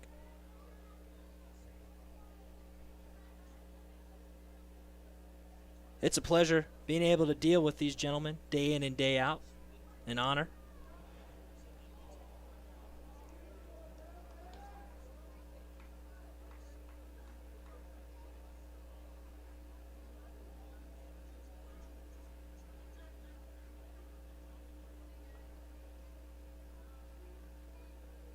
As Ronnie Allen counts 2-1 to the big catcher who hit a ball that is hard to believe when I tell you the stats on it. It's akin to Juan Soto type statistics off the bat. He hit it 110, 457. This ballpark, there's no such thing as a gimme at this ballpark, counts 3-1. No short porch to report on in this ballpark. It's 350 down the lines, 410 dead center. As Allen fists one into shallow right field. Hey, he's got one that went 110. That one might have gone 10 miles per hour, but a base knock's a base knock. They all count the same. Allen's on for a second time. In steps Matthew Turner, left fielder, a member of that premier D2 program, Colorado Mesa, the #1 year in and year out program in Division II baseball. You would think that that program, you would find it in California, Florida, Texas. No. It's in Mesa, Colorado.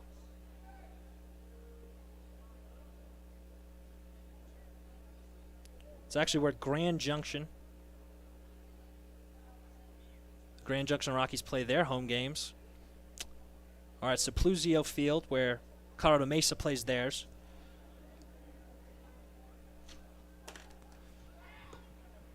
Ball 2, that pitch misses high.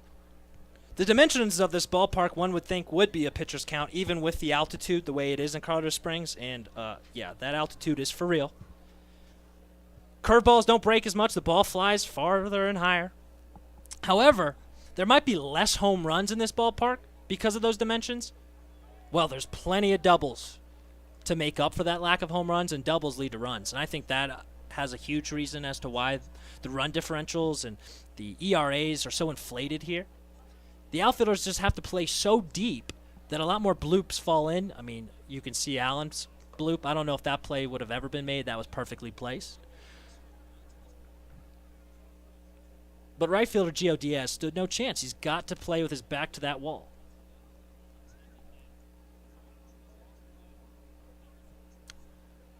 Turner, it's a hitter's count, 3-1, 1 out. With Ronnie Allen on first base, Valle is going to check on him from the left side. And delivers. Turner fouls one, straight down, counts full now. We shall see if anything is on prematurely here with the count full, 1 out. Certainly not an automatic that they'd have anything on, but Northern Colorado's known for aggressive base running. Small ball. They don't miss opportunities to advance runners and put the pressure on the Vibes, or any team for that matter.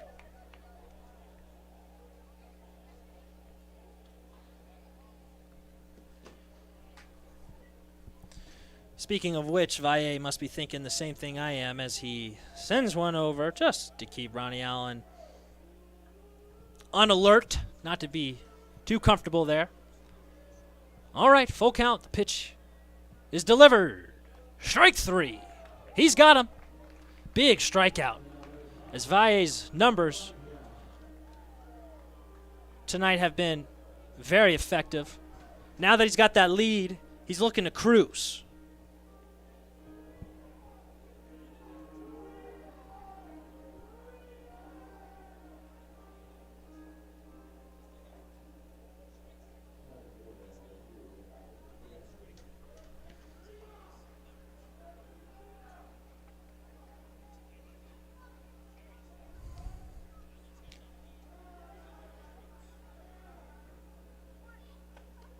First pitch is a ball high, misses upstairs. Our fan of the night goes out to Noah Held out of Chicago, Illinois. watching the stream. Can't get enough of Vibes Baseball. He says he watches every night. Well, that makes 2 of us. Mr. Held, thank you for your support.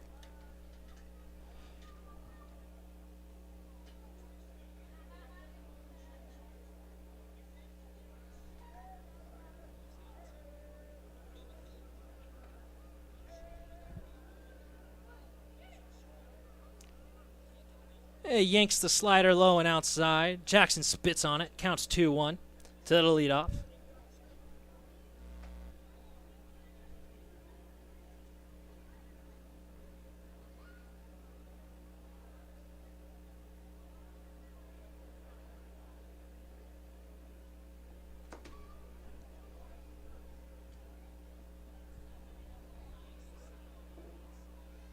Valle steps off.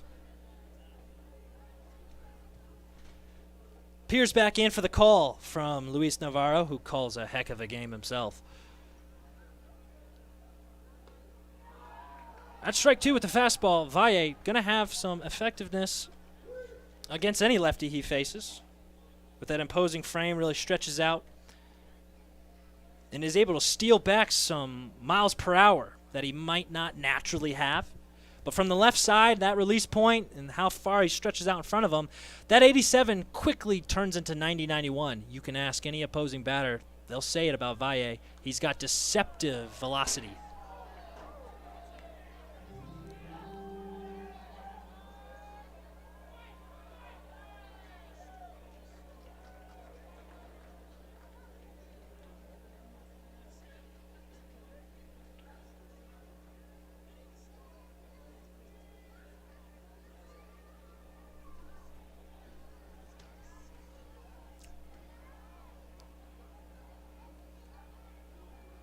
Runners off on 2-2 count. Navarro is going to put a dot on him.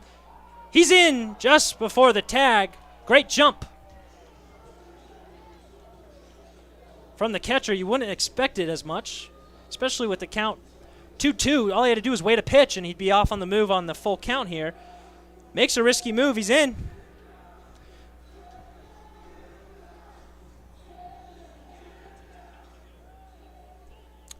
Navarro, we can't place a ball better than Navarro's throws down.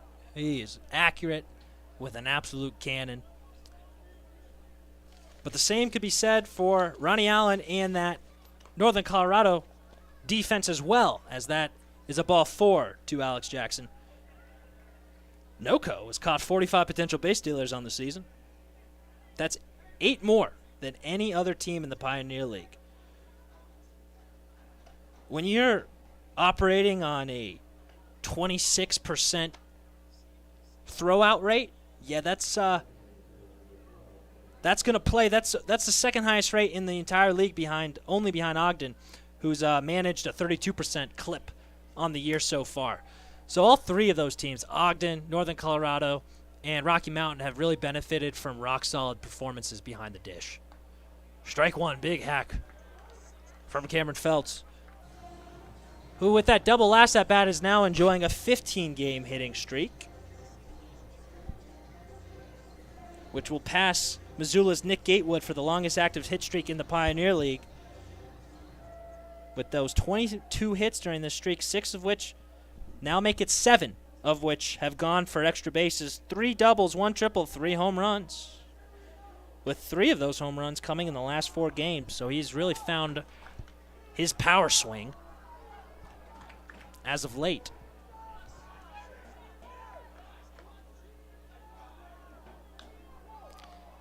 As Feltz sends a lazy fly ball out to Alon Garcia, who is retired easily. Well, Valle is able to tight walk out of it. Score still remains 5-2. He's cruised the last few innings. You're watching Vibes TV on YouTube.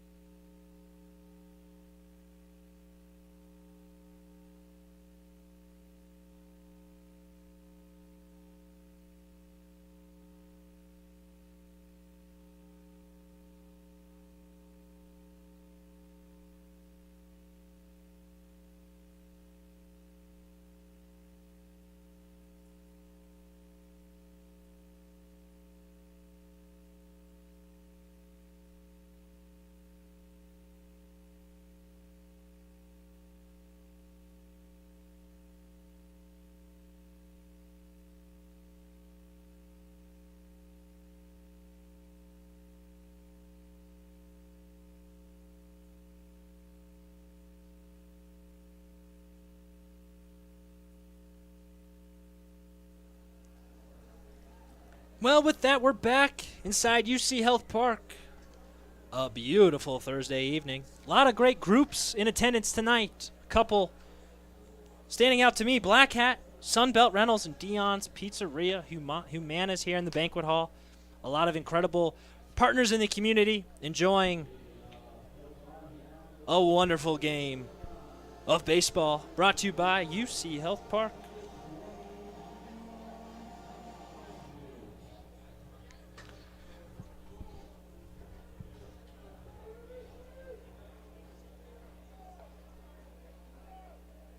Ulysses Cantu, the 3-hole hitter, playing second base. Cantu, another jack of all trades that the Vibes have been able to utilize all across the diamond.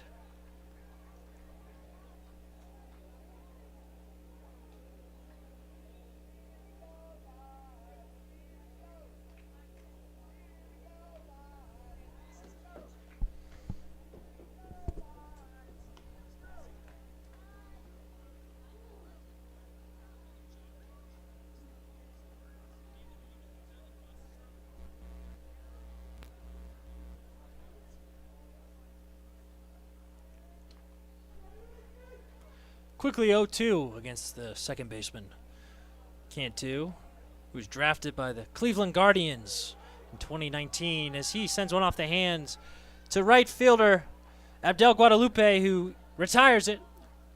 Off the hands, shallow, weakly hit. That's one away. As Alon Garcia is up once again.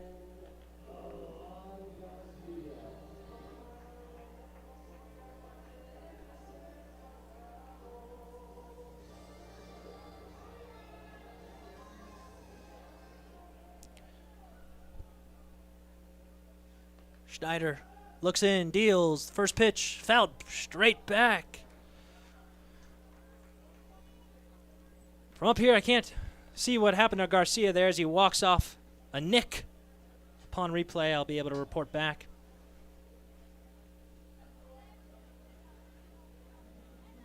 You're going to let him take his time here.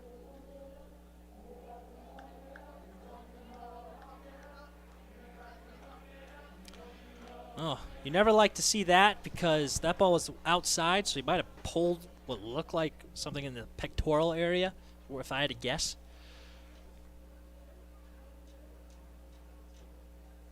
Counts 0-1.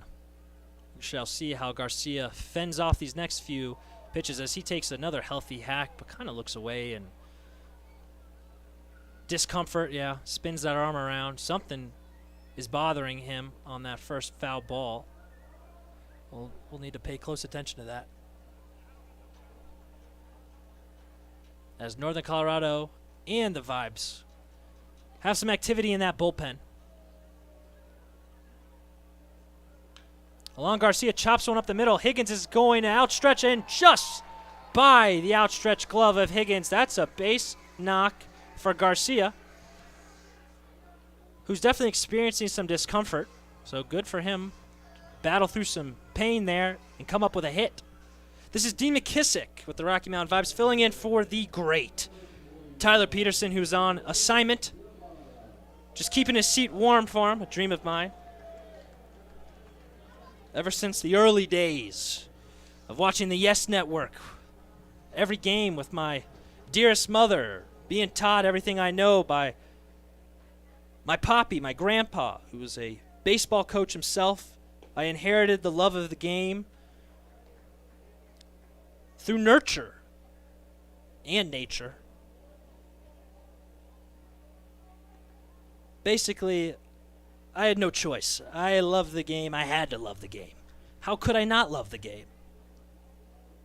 Now I get paid to commentate the game I love? Are you kidding me? They're paying me to do this? Well, I'll keep accepting as long as they keep offering. Counts 0-2 to Luis Navarro. That's some broken lumber straight to Higgins. No one's at second base. Crosby overran and did not think for a second he was going to make an attempt at second. I thought for sure he was going to let the momentum take him to first. That's another head-scratching play by the Owls infielder. I don't think he really had a chance, as Crosby swayed off of the bag thinking that the momentum was going to naturally take Higgins to make the play at first. He would have had him dead to rights.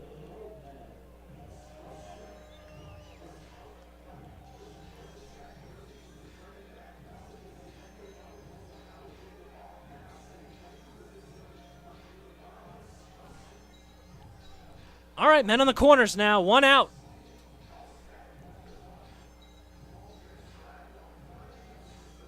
As the Vibes are just keeping the pressure on the Owls, putting the ball in play, making the Owls make mistakes.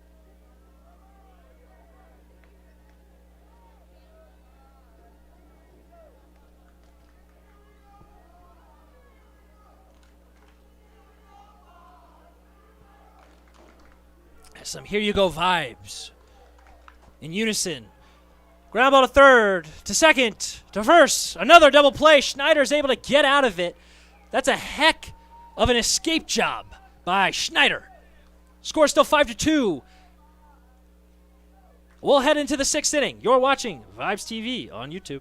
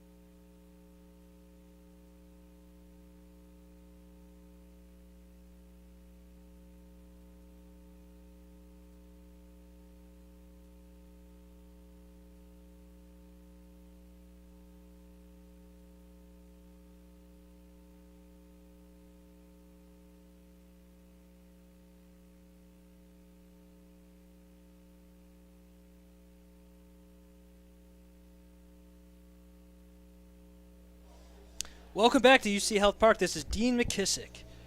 You're watching Vibes TV on YouTube. This game is flying by as we enter the 6th inning. I hope you brought your mom. I hope you brought your grandma. It's ladies' night.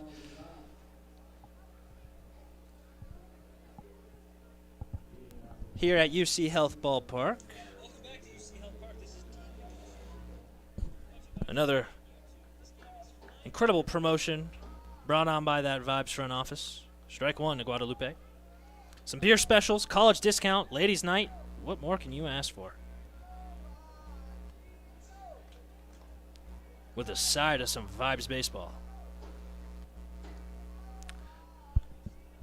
Not to mention, you can get your hands on those military appreciation jerseys yourself. There is an in the ballpark special military jersey auction going on, where you can bid for that jersey, take it home, wear it, maybe even get it signed.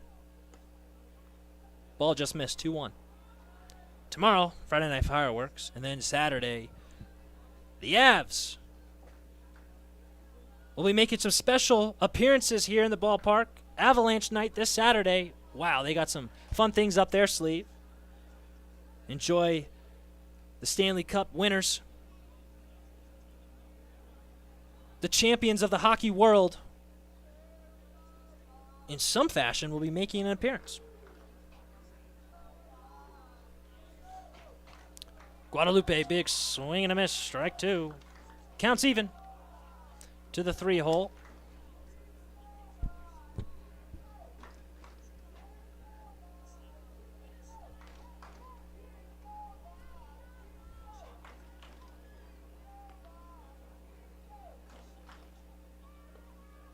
Ooh, ball misses high. Ball 3. Valle, 93 pitches on the evening.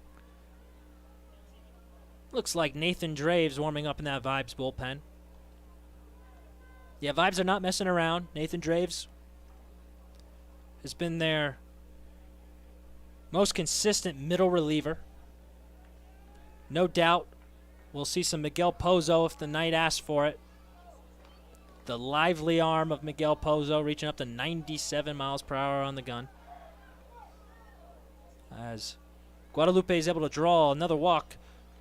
That's a leadoff walk. This might be the last inning of work for Valle. Certainly wants to get out of this inning unharmed.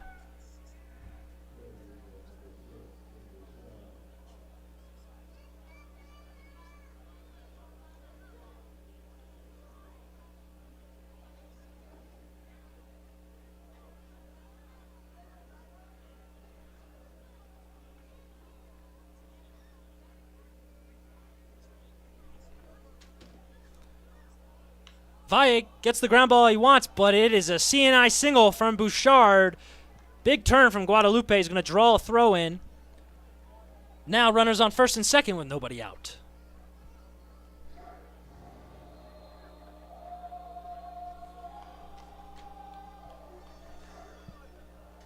In steps second baseman Brandon Crosby. Is Mikulic's going to make the move? Well, that does it for Valle. He's in for the win if Draves is able to hold him. Both runners are his. We'll be back shortly. You're watching Vibes TV on YouTube.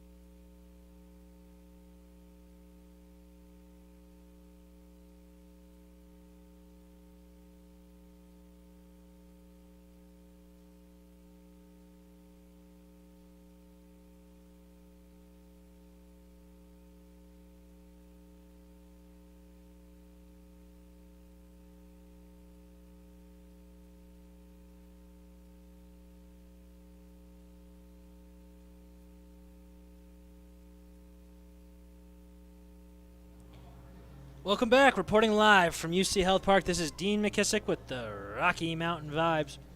Score update for you. The one I know you're waiting for. It's that Grand Junction score. Well, Grand Junction's out to an early lead in the sixth inning. It's 2-0 Grand Junction. Of course, for the Rocky Mountain Vibes to keep their postseason hopes alive, they need a win tonight and they need a loss out of the Rockies. So if you're a Vibes fan, you're a Boise Hawks fan tonight, at least for tonight. Unfortunately, if Grand Junction wins that game, it does not matter what happens for the Vibes here tonight. They'll just be playing for integrity at that point. That will officially and mathematically eliminate the Vibes from any postseason chances.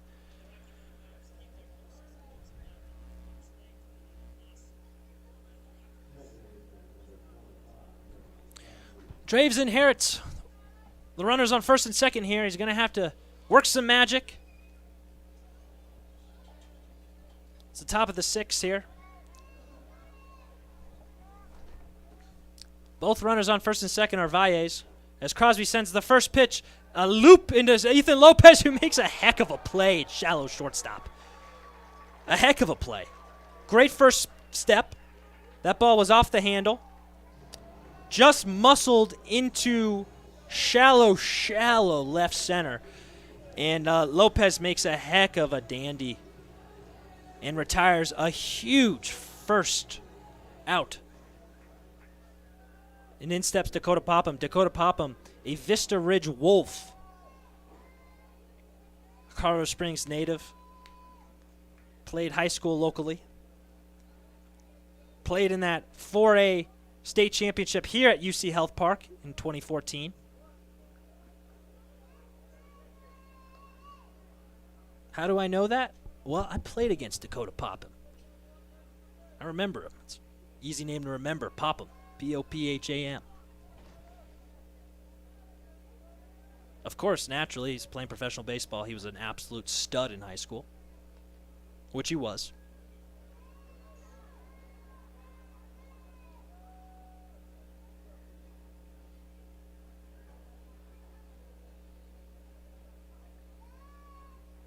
Popham's going to send a line drive into right field. They're going to send him. Test the arm of Diaz, who's going to intelligently throw it behind him to third base to stop any thoughts of an advancement. They're going to give up the run. It's 5-3 now with 1 out. Draves needs a ground ball. As in steps 7-hole, Kevin Higgins, the shortstop.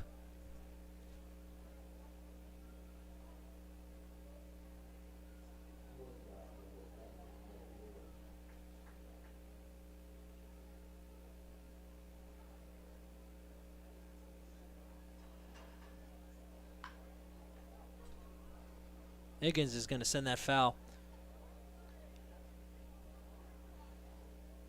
The first real night of college football. West Virginia Pitt. What a rivalry that is. Penn State playing tonight. Always an exciting time when it's fantasy football giraffe season, college football season. Football's back, baby. High chopper to second. He's going to take it himself and throw it over to first for that ground ball that Draves was asking for. He gets it. He's living right. 5-3. That does it for the top of the 6th. We shall be back. You're watching Vibes TV on YouTube.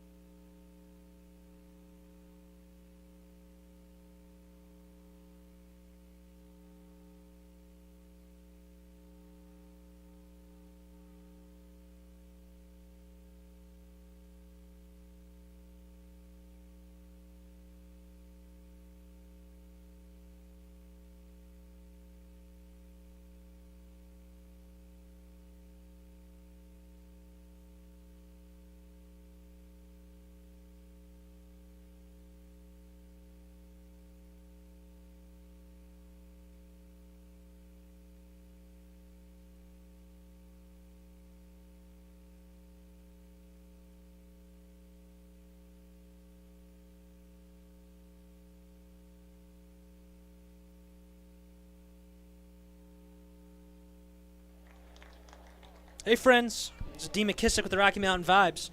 As we enter the bottom of the 6th, Mr. Schneider, Austin Schneider, is looking to continue the momentum as Northern Colorado was able to eat into that deficit and push across 1 run. Schneider looking to reclaim that form he had in the first 2 innings and get an inning without any drama. The Vibes have really made it difficult for him as of late. As in steps Mr. Mike Unknown from that left side. Schneider, 93 pitches on the day. One has to think, unless this is an absolute lightning quick of an inning, this might be his last. Scores 5-3.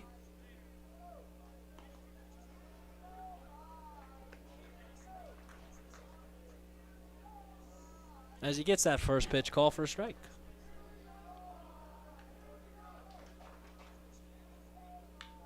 Unknown's going to send one into the night sky. See ya! A solo blast for Mike Unknown as they get the run back. Now it's 6-3. A no-doubter. Hung up, missed up, Unknown made him pay. As that ball just shot off the bat. No, Unknown knew it. Schneider knew it. The entire crowd here knew it. That was a no-doubter.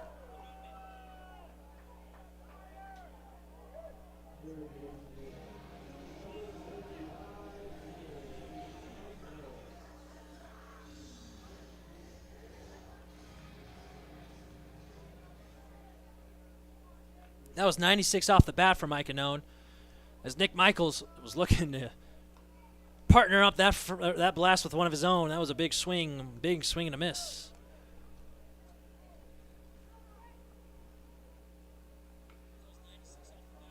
The ball went 399. A shot off the bat.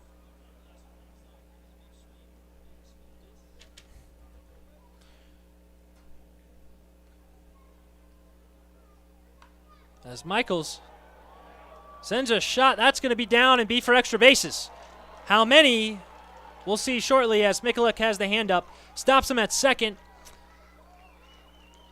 The Vibes are in business. Home run and a double.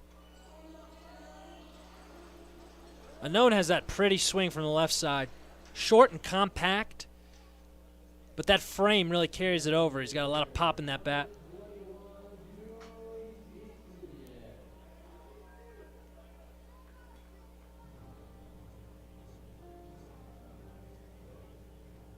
I think that's going to do it, as in trots Robbie Bales with a lefty in the bullpen and a lefty Nunez up. We'll see if they make the move. No sign of it yet. And there it is. That's it for Schneider. He's on hook for the loss.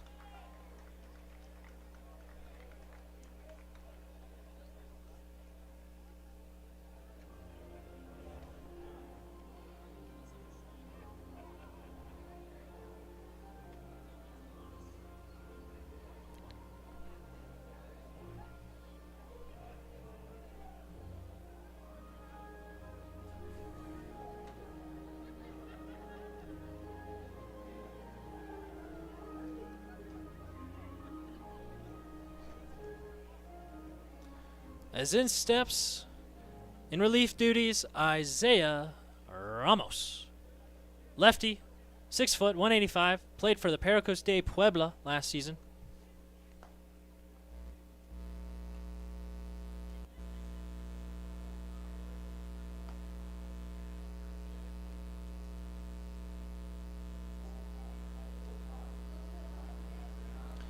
Ramos was born in Los Angeles and played at the University of Antelope Valley in Lancaster, California.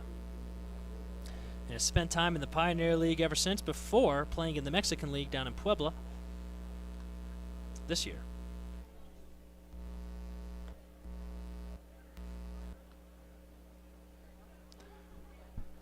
Well, I'll be back shortly as Ramos gets in his final warm-up pitches. You're watching Vibes TV on YouTube.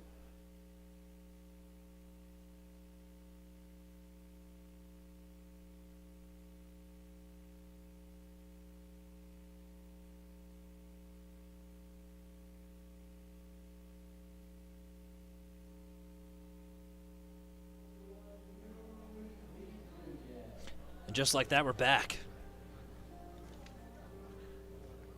We're back, and it's a lefty-lefty matchup with no one gone. Man on second, 6-3 already, a run across on the bat of Mike Unknown, who is that short, compact swing. It really is a beautiful thing to watch when he gets a hang of one. As Nunez puts one down. Keep the runner at second. Quick first out. Just what Ramos wanted out of the bullpen, as that ball went straight to the pitcher. Intelligently enough, Nick Michaels stayed at second. And then steps the leadoff hitter, Gio Diaz, who's on the hunt for 400. He's batting .397 on the year.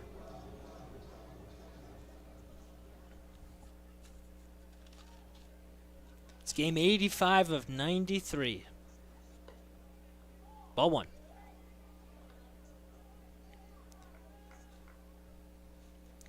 Northern Colorado won the entire thing when they were the Owlz in 2016.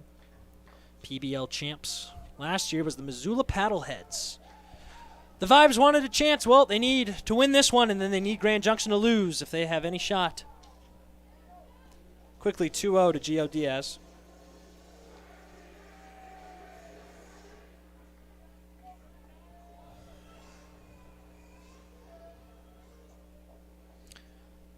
Top of the 7th in Boise. Grand Junction's winning 2-0. For anyone with those score updates, alerting them for the comings and goings of that Pioneer League game, that game is just as important as this game. Both need to go the Vibes' way for them to keep their hopes alive. Counts 2-1 to the closed off hitter as he throws behind him. Blindly stabbed at it is the catcher, Ronnie Allen. He makes a brilliant play to keep Nick Michaels at second base.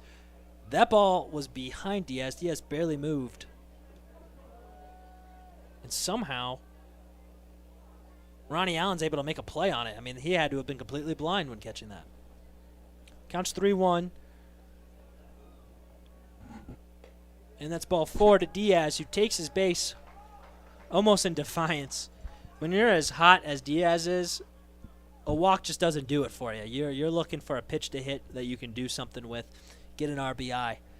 But he passes the buck off to Cesar Lopez, left fielder, Cal Poly Pomona, where he spent his time in college, playing for the Mustangs.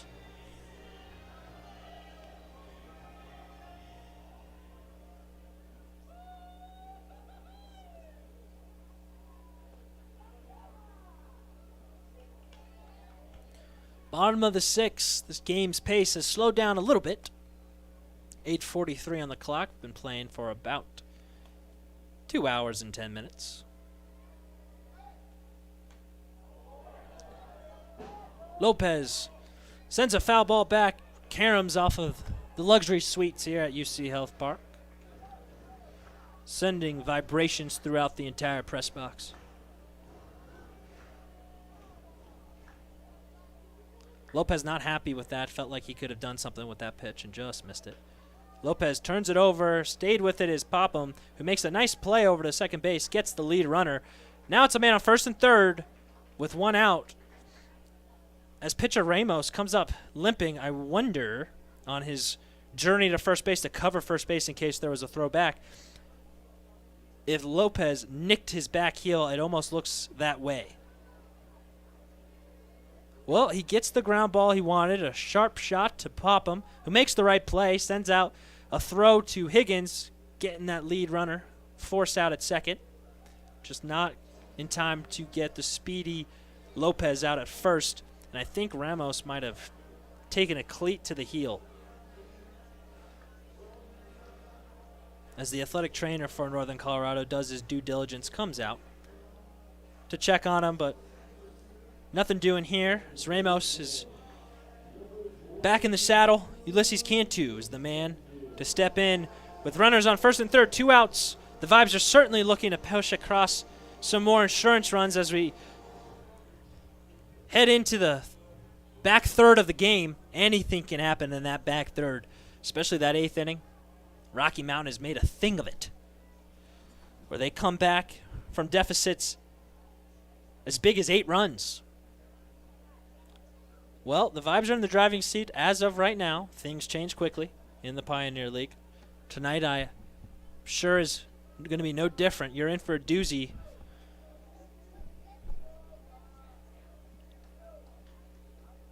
First pitch, in for a strike.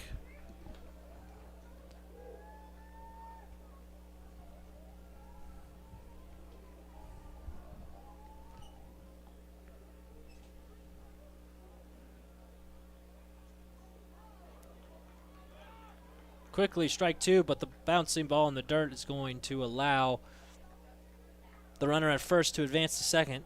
So now, Ducks are on a pond with 2 away. So ball hitting the outfield will score 2.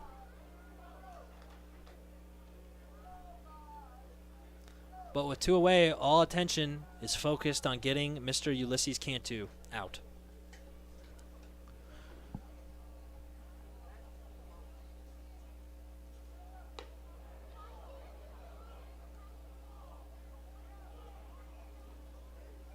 Ramos incorporates a little Nestor Cortez action. Has an exaggerated. Yeah, he tried backpicking, and he pump faked his own catcher there. So, and he walks off prematurely. Doesn't get the call. Been a bit of a rough few pitches here for Ramos. They don't seem to be on the same page. Ronnie Allen didn't seem too pleased with that Nestor Cortez impersonation, as he himself stood up thinking he was going to throw it to second. Little Johnny Cueto, Nestor Cortez, he comes back home. Well, you got to let your catcher know, as that ball is forked into the turf. Ronnie Allen's able to stay with it. No movement from the runner on third. So now, count is full.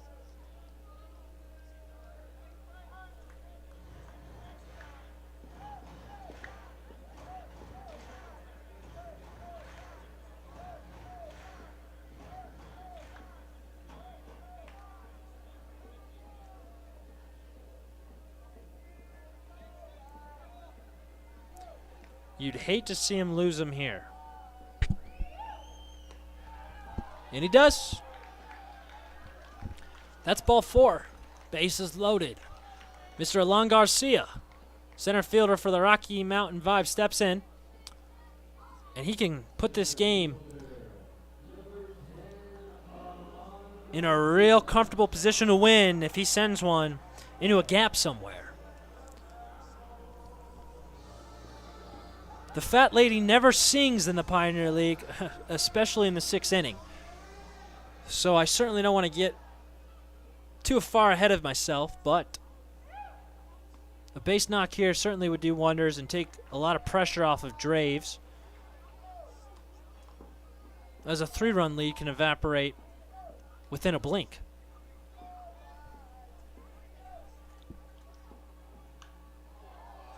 Garcia sends one into the foul territory, left field, into the berm. 0-2. Well, Ramos had Cantu down 0-2 and lost him on ball 4 from a really good at-bat. But a couple questionable decisions from Ramos, in particular that fake move to second caught his own catcher off guard. His catcher wasn't ready for it. That's the kind of stuff you got to talk about beforehand. As a fighting effort from Garcia, sends it foul. Bit of a stick out and poke to stay alive. Something consistent through this entire lineup, even the 4-hole. The approaches are something to be admired. They don't try to do too much. It's going to do it. Ramos drops the arm slot and gets Garcia with a punch out. They're able to plate one on the bat of Mike Unknown. It's now 6-3. You're watching Vibes TV on YouTube.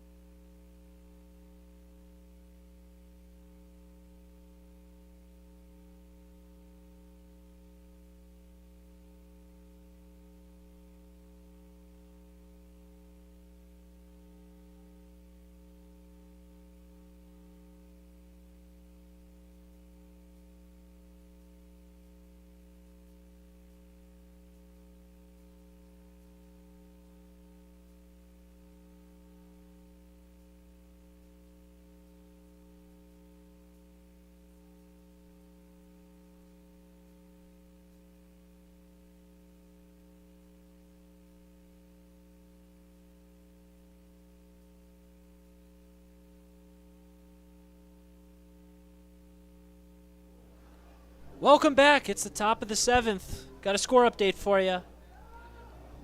2-0 still for the Rocky Grand Junction Rockies. Agnew, the pitcher, is retired 17 straight. Not good news for the Vibes faithful, as they need a Boise win for the Vibes postseason hopes to stay alive.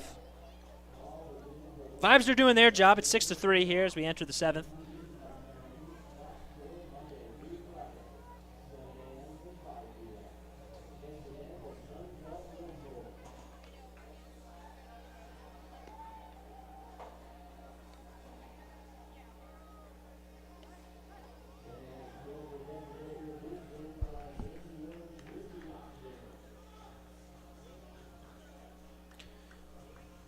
Nathan Draves in for another inning of work out of Lynn University of Delray Beach, Florida. Home of legendary David Dunkel. Lynn University actually approached David Dunkel to be their manager in the early 2000s. Instead, David Dunkel decided that it was time for retirement. First pitch hacking by Ronnie Allen. Counts 0-1. As we have officially entered the back third of tonight's festivities.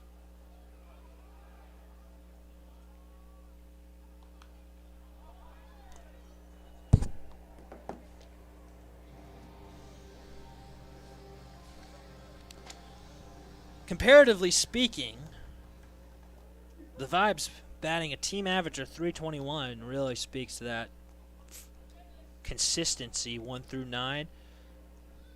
Northern Colorado a little bit more normal, that stat. 292 still great, just not eye-popping like the Vibes 321. More home runs out of the Owls, 71-66. As that's rolled over to Micah Known, who makes the play at first. One down.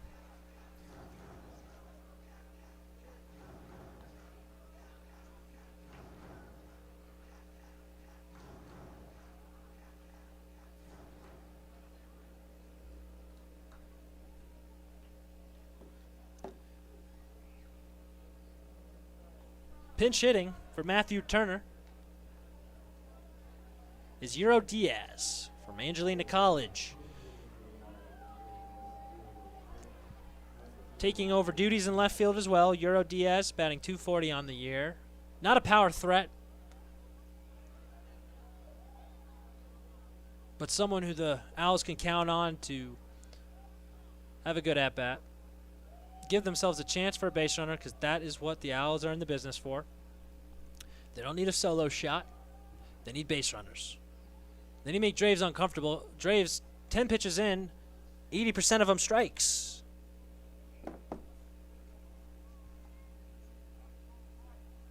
All you can ask for when a pitcher makes a relief appearance. No comment on that last pitch. Way high. Looks like Seth Davis warming up in that Vibes bullpen. Naturally, he's been their great setup guy. This has been, if you can put a game in a bottle for Joe Mikulik, this would be it. This would be 5 strong, at least out of your starter. Go to Draves, go to Diaz, go to Pozo. Davis spent some time in the Mets minors. He's got a deadly pick off the first, matched with a really effective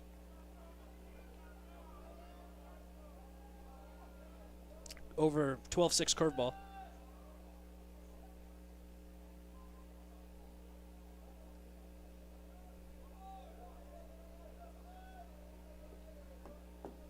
Counts even, 2-2.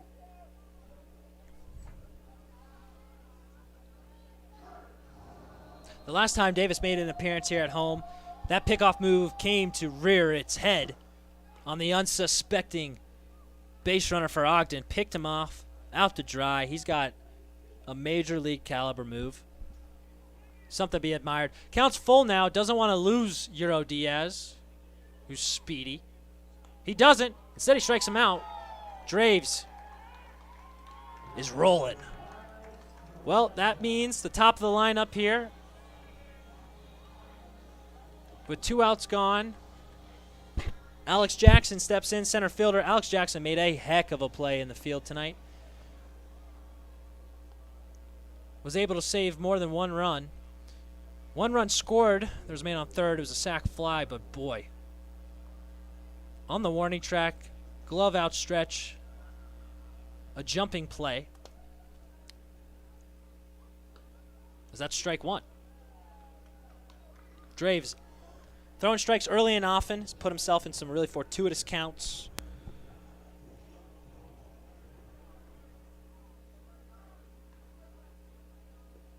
Strike 2. 1 more strike away from a 1-2-3 inning.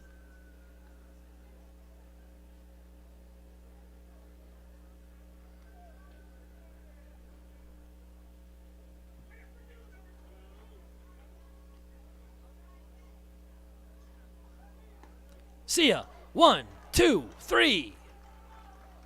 Draves with a picture-perfect 7th inning. We head into the bottom of the 7th. Stand up. Stretch your legs. It's a 7th inning stretch. You're watching Vibes TV on YouTube.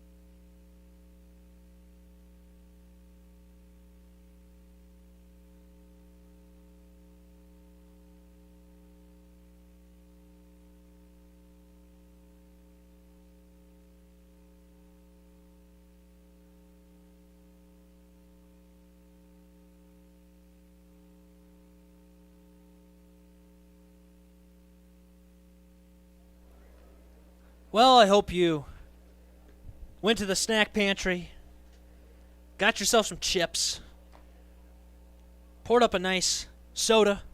That was the 7th inning stretch. Well, with that, in enters William Kerwin, the big 6'5", 200-pounder. From the right side, a bit of a flamethrower himself. He's able to get it up to that 92, 94 range here. Off of Ramos, that's going to play really nicely. Ramos, lefty, also was low 80s. More of a matchup guy, Ramos. Kerwin is an inning eater. They use him with a lot of consistency. Well, he's typically used when they're out ahead. Now they're down 3. He's looking to stop the bleeding, keep that deficit at 3. As it's the bottom of the 7th. Luis Navarro steps in. Navarro 1 for 2 on the day with a run scored. He's got 35 RBIs on the year, 5 home runs. What he's known for is an impeccable eye. Great vision at the plate. Leads the team in walks with 44.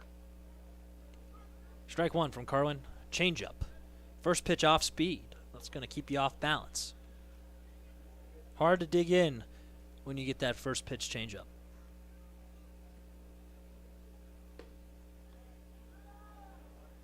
Not going to get a call that the battering mates, Kerwin and Allen, thought they were going to get there. A little bit of a delayed throw back to the pitcher. Fouled away. Counts 1-2. There's 90 on the gun. Vibes still have all their position players on the bench. Come to mind, Andrew Hansen, someone they use in a lot of critical spots in late territory of the game, whether that's coming in for a big pinch hit opportunity or to base run, or to add some more defensive acumen into the game. Andrew Hansen, jack of all trades for the Rocky Mountain Vibes, comes to mind as someone that they certainly will utilize here. As Navarro's down for the first out of the inning. Hansen had quite the debut for the Rocky Mountain Vibes. Started off this season 4 for 5, I want to say, in his debut game. Now more viewed as a utility guy. Extremely valuable. You need guys like Hansen if you want to have a winning ball club. First pitch on the black, strike one. Lopez, 1 for 3 on the day. With Garcia's impact of late, he's taken over that cleanup position. Lopez, who was in there before that, had some time spent in the 2-hole.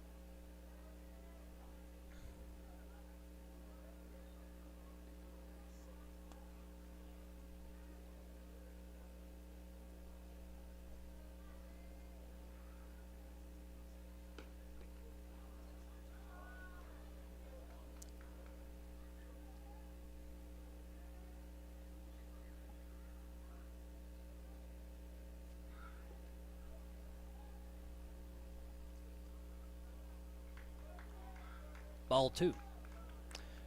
Counts even. We're in the bottom of the 7th.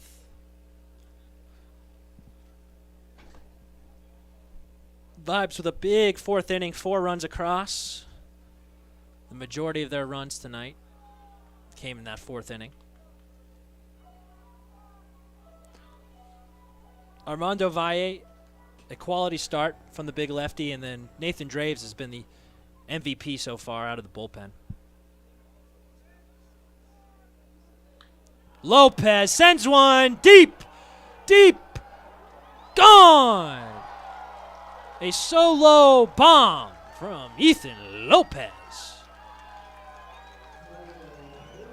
That ball got out in a hurry, folks.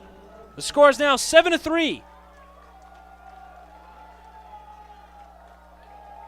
That was some really good camera work from our guys. That ball went 345, or 385, excuse me. A line drive, got every bit of that one. And there's a much-needed insurance run. Score is now 7-3. As Mike Anone now steps in, Mike Anone, 3 for 3. He has really made a living hurting his former team, Northern Colorado. 3 for 3 with a home run and a double. Let's see what he can do here in his 4th at-bat on the heels of a blast from Lopez. 1 away here. 94 on the gun for ball 1.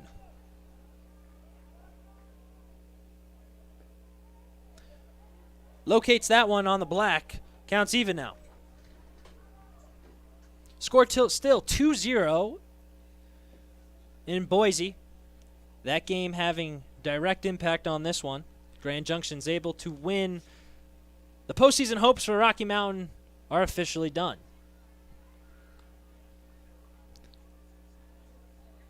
Stat tracks are back. 405 for Mike Anone, 97 off the bat.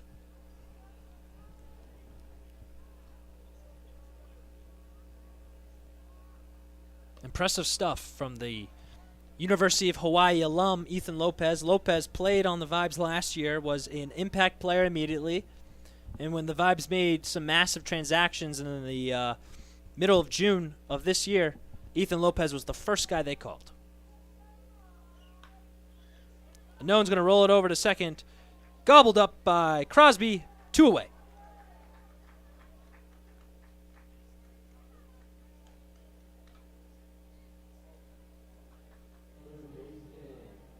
So, Unknown, not going to be perfect today. It's going to instead be a 3 for 4 with a home run and a double against his former team that waived him.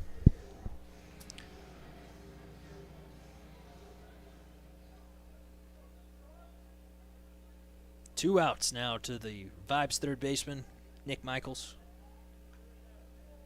as he fouls the first pitch back. On this wonderful military appreciation brought to you by Sunbelt Rentals, Thursday night action here at UC Health Park.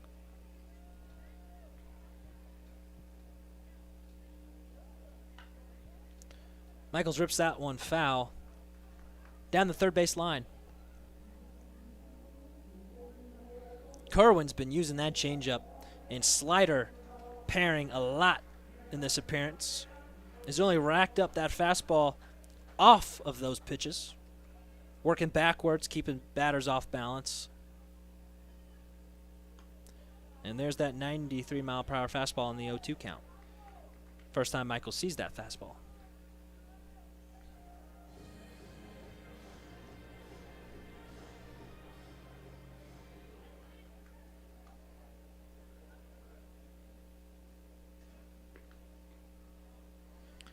Michael steps out, gets his call granted. Counts 1-2.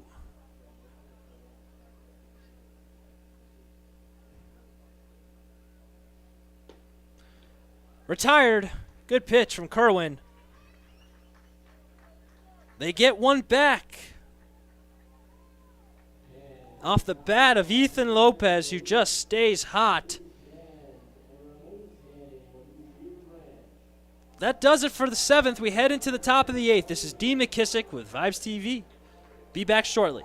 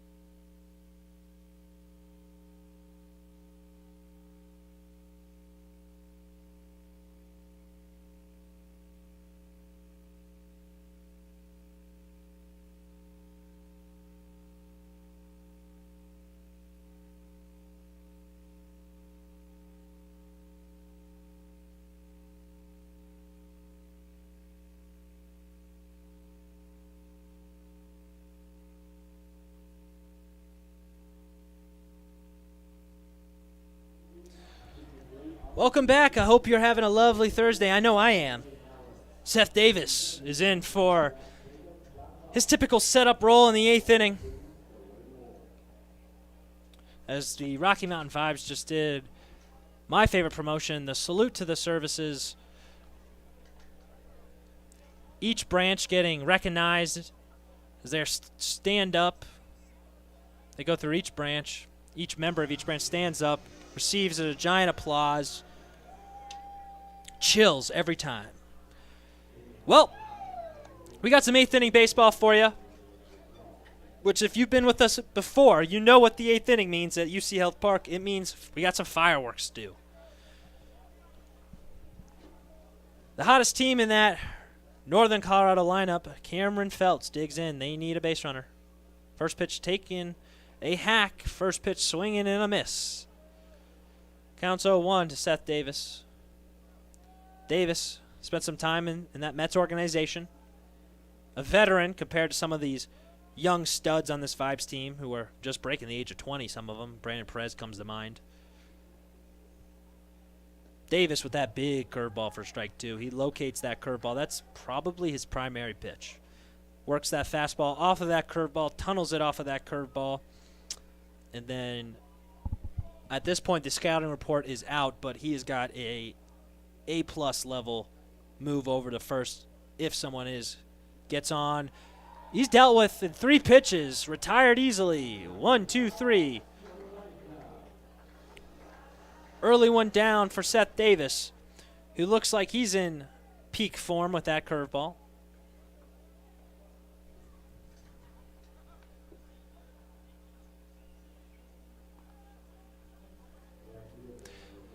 Abdel Guadalupe.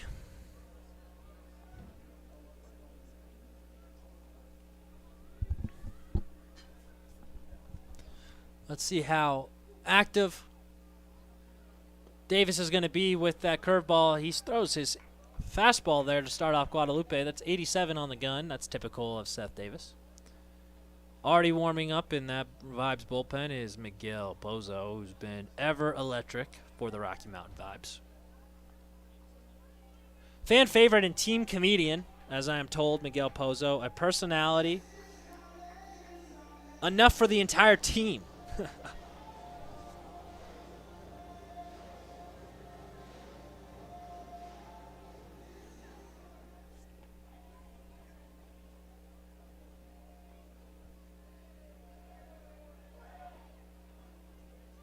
First ball to Abdel Guadalupe. Counts 1-2.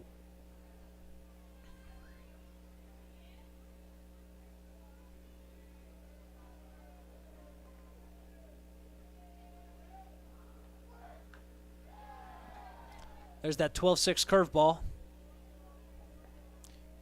For anyone wondering what a 12-6 curveball is, think about the hands on a clock. That's how the curveball breaks. 12 o'clock to 6 o'clock. Some curveballs have more of a, let's call it 10 o'clock to 4 o'clock, 10-4, like a slurve.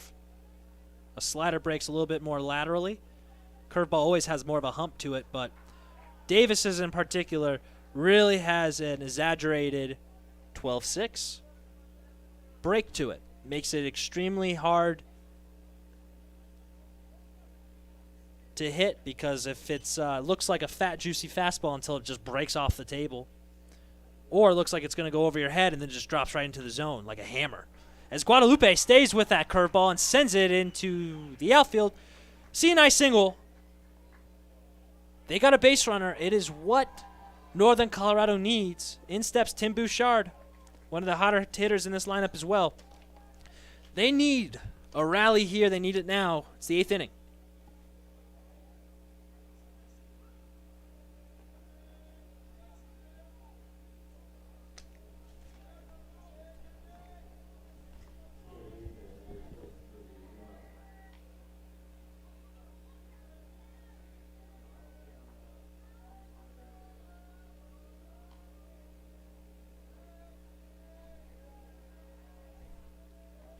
Davis in the business for a ground ball here, turn 2.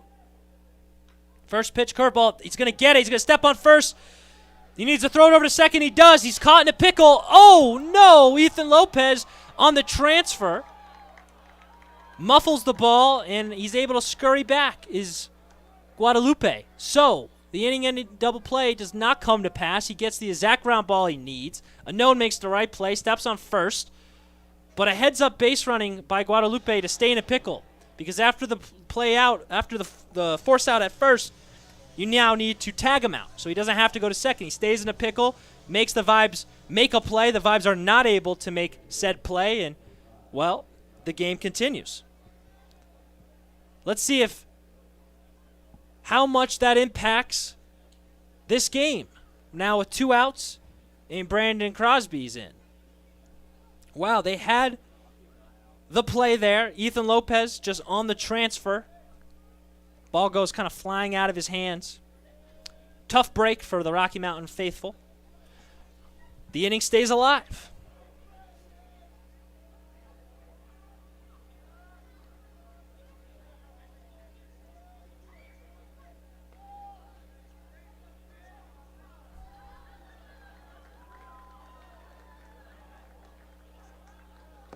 Wow.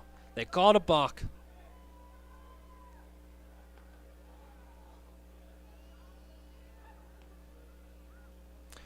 You know, it's funny, folks.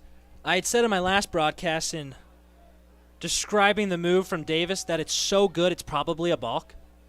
Well, that scouting report must have reached the umpires because they called it just that, a balk. They said he broke home. Whatever that threshold is, Davis always flirts with it. And in my experience, I've never seen it called a balk. I've always thought to myself, man, that is a good move. It's probably a balk. Well, they called it on that one. Now Guadalupe makes it to second base. Counts 1-1.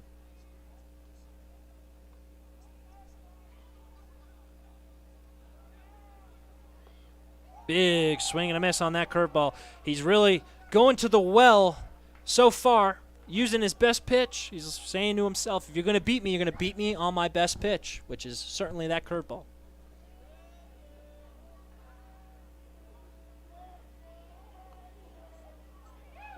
And just like that, he does it himself.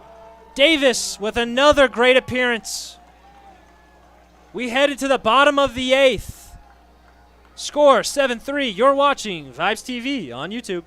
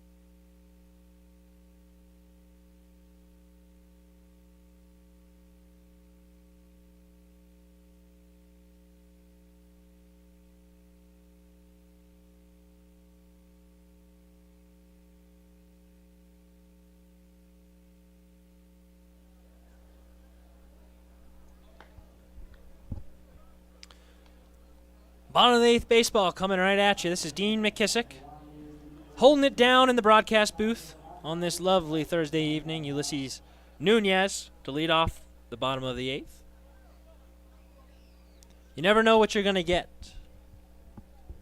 Seth Davis and that notorious move over to first, well, he was finally called out on it. Umpires deemed it a balk. You be the judge. I've myself has always thought that is one of the best moves I've ever seen. I bet you it's a balk. But baseball wisdom will tell you the best moves are balks, at least for lefties. Andy Pettitte balked every time. Or so it's said. He's also known as having the best moves that's ever graced the diamond. Andy Pettitte. Strike one.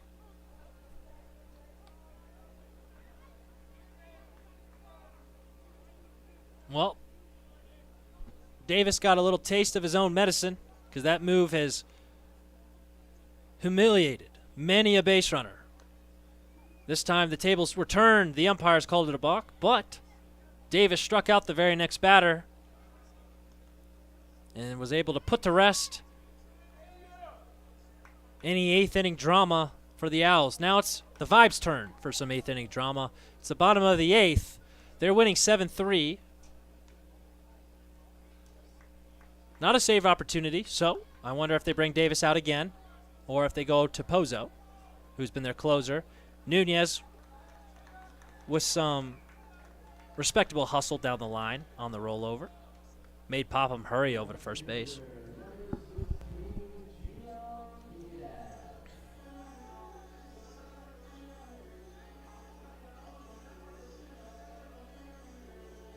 As that means Gio Diaz. Steps in for his fifth at bat. Excuse me, he's 0 for 2 with 2 walks on the day.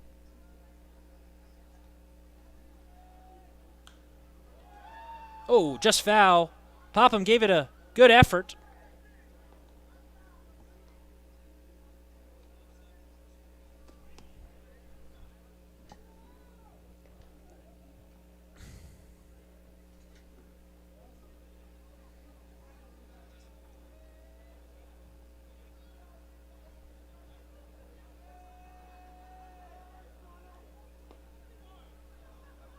Good location from Kerwin. Dotting up the fastball. First one was on the black. Second one was on the hands for a strike.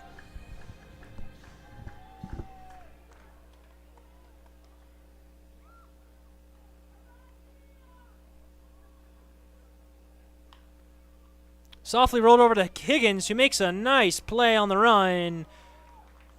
2 down for the Northern Colorado Owls, who need a quick one to get back into the dugout and stage a 4-run comeback if they want this game to continue.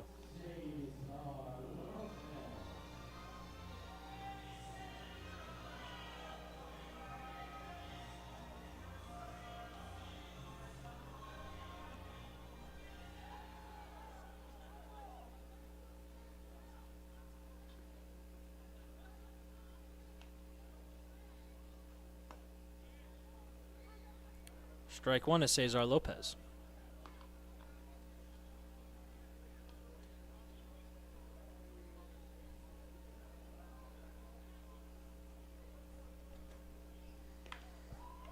As Lopez sends a single up the middle.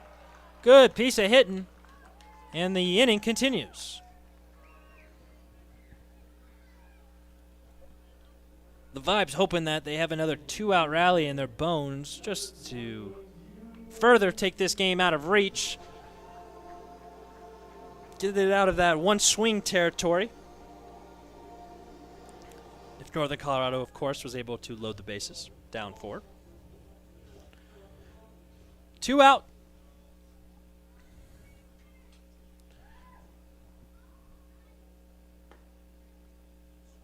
First pitch in there for a strike.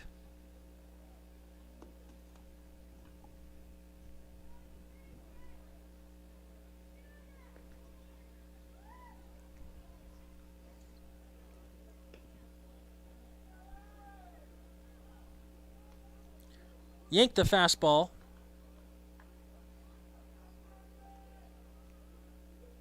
Not offered at all by Ulysses. Pitch was not the most competitive of fastballs. Oh, tap to the pitcher. That'll do it for Kerwin.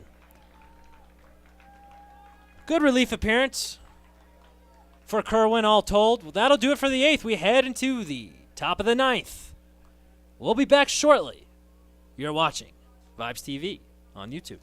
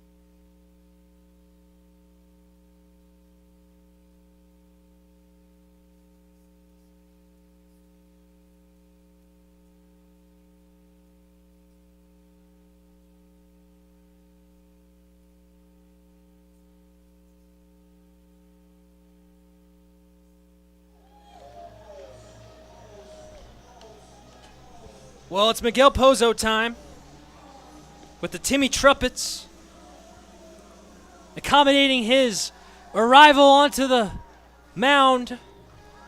Miguel Pozo, the flame-throwing closer for the Vibes. That music always gets me excited. I don't know about you. That music tells me it's time for a Vibes victory. Pozo has been Such a fun player for the Vibes. Forget the fact that he's been lock solid as a closer. He's also just an absolute beloved player in the clubhouse. A comedian. Keeps it loose.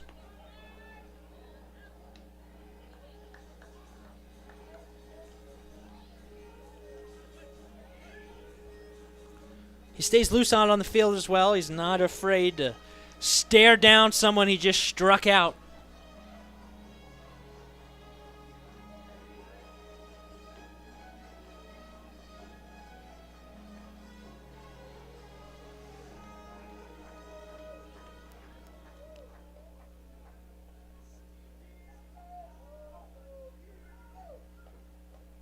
Top of the 9th inning. Score 7-3. Vibes have a 4-run lead. Don't want any dramatics here. Want to just take care of it and then scoreboard watch the Grand Junction game, which is also in the bottom of the 9th inning. Dakota Popham is the man that Northern needs. They need base runners, starting with Dakota Popham. 2-0, Grand Junction's winning in the bottom of the 9th inning, just 3 outs away. As Popham sends in a first pitch. Fastball into left field. That's a leadoff single. Well, that's what you needed. First pitch swinging on a fastball, attacked it, ambushed. Miguel Pozo on the first pitch there. Pozo drops in a dandy of a slider for strike one.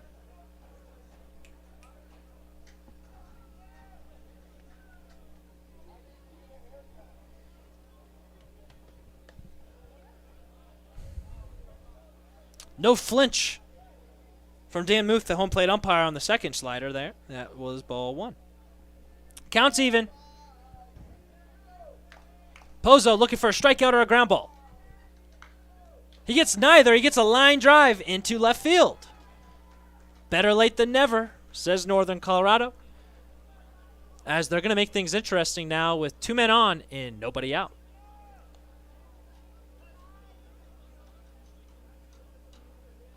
Navarro, another testament to his leadership, knows when it's time to step out and say something to your young pitcher. You got the stuff. Be confident, believe in yourself. Now, I don't know if that's exactly what he's telling Pozo. Pozo, not exactly someone short on confidence, but they got to pitch Allen smart here. As Allen put one as deep of a ball as I've seen here in this ballpark this year. 110 off the bat. They could use one of those again. Swing and a miss from the catcher. Allen counts 0-1 with 2 men on, nobody out in the top of the 9th inning.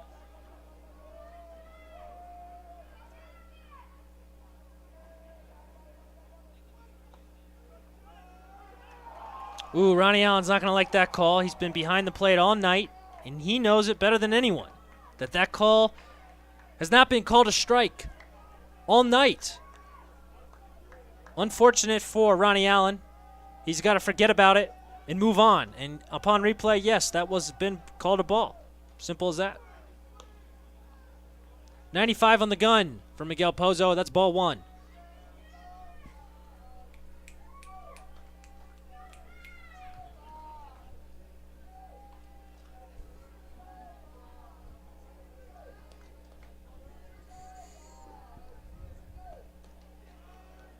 Allen almost offers at it.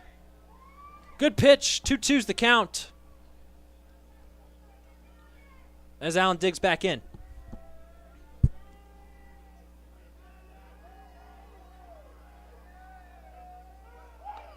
Got him.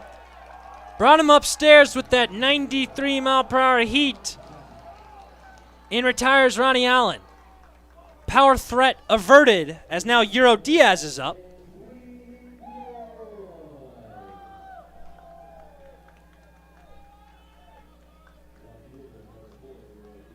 Diaz only 1 home run on the year.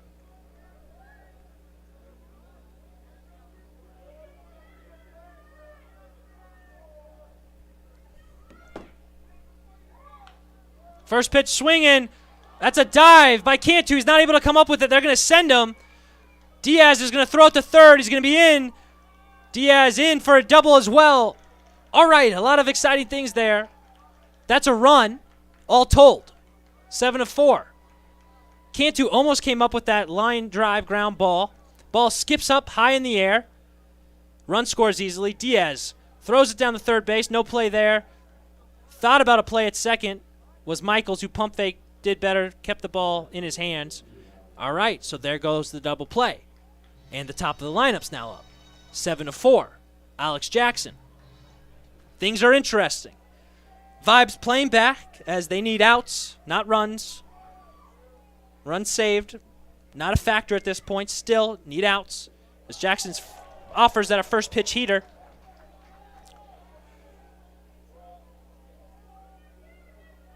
Magic is in the air. I've watched enough Vibes games to know that we're in for a doozy, no doubt about it.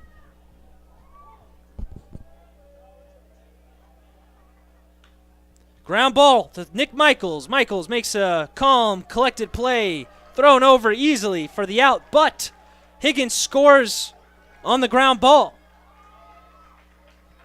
Now it's 7 of 5 with a man on second. And in steps, of course, Cameron Feltz. And as far as spots go, you couldn't ask for a better hitter. On a 15-game hitting streak, hot as all get out. Vibes faithful stands up. They're on their feet. This could be it. 2 outs. Score 7 of 5.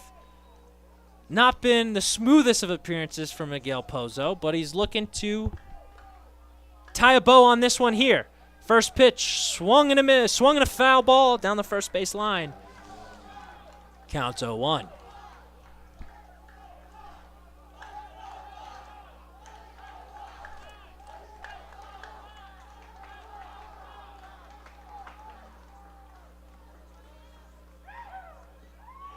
He went, yes sir, yes he did on this excellent slider from Miguel Pozo. We're 1 strike away from a Rocky Mountain Vibes victory.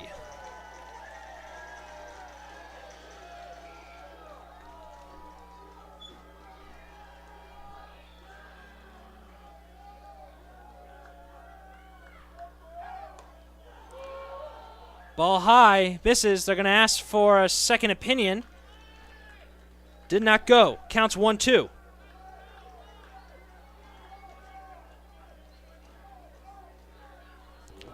After this game, please go on over to the Boise Hawks website and watch the conclusion of that one. They're in the bottom of the 9th.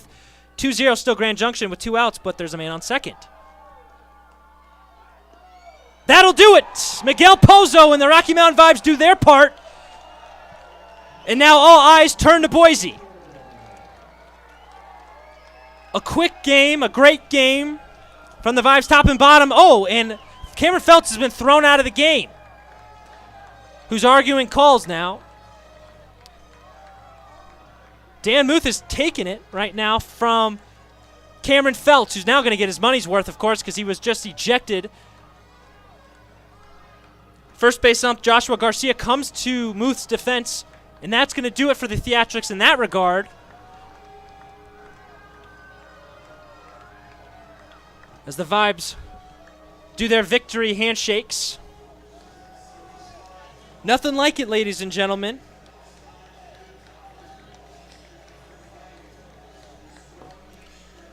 The Rocky Mountain Vibes win 7-5.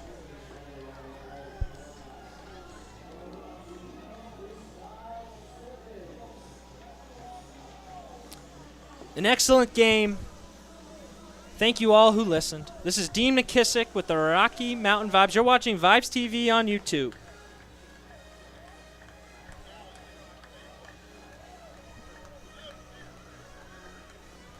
Make sure to tune on in to that stream over in Boise for if the Boise Hawks are able to come back in that game. That'll keep the Vibes postseason hopes alive. That'll do it from UC Health Park. This is Dean McKissick. Thank you once again for joining me on this lovely, lovely 9-inning journey.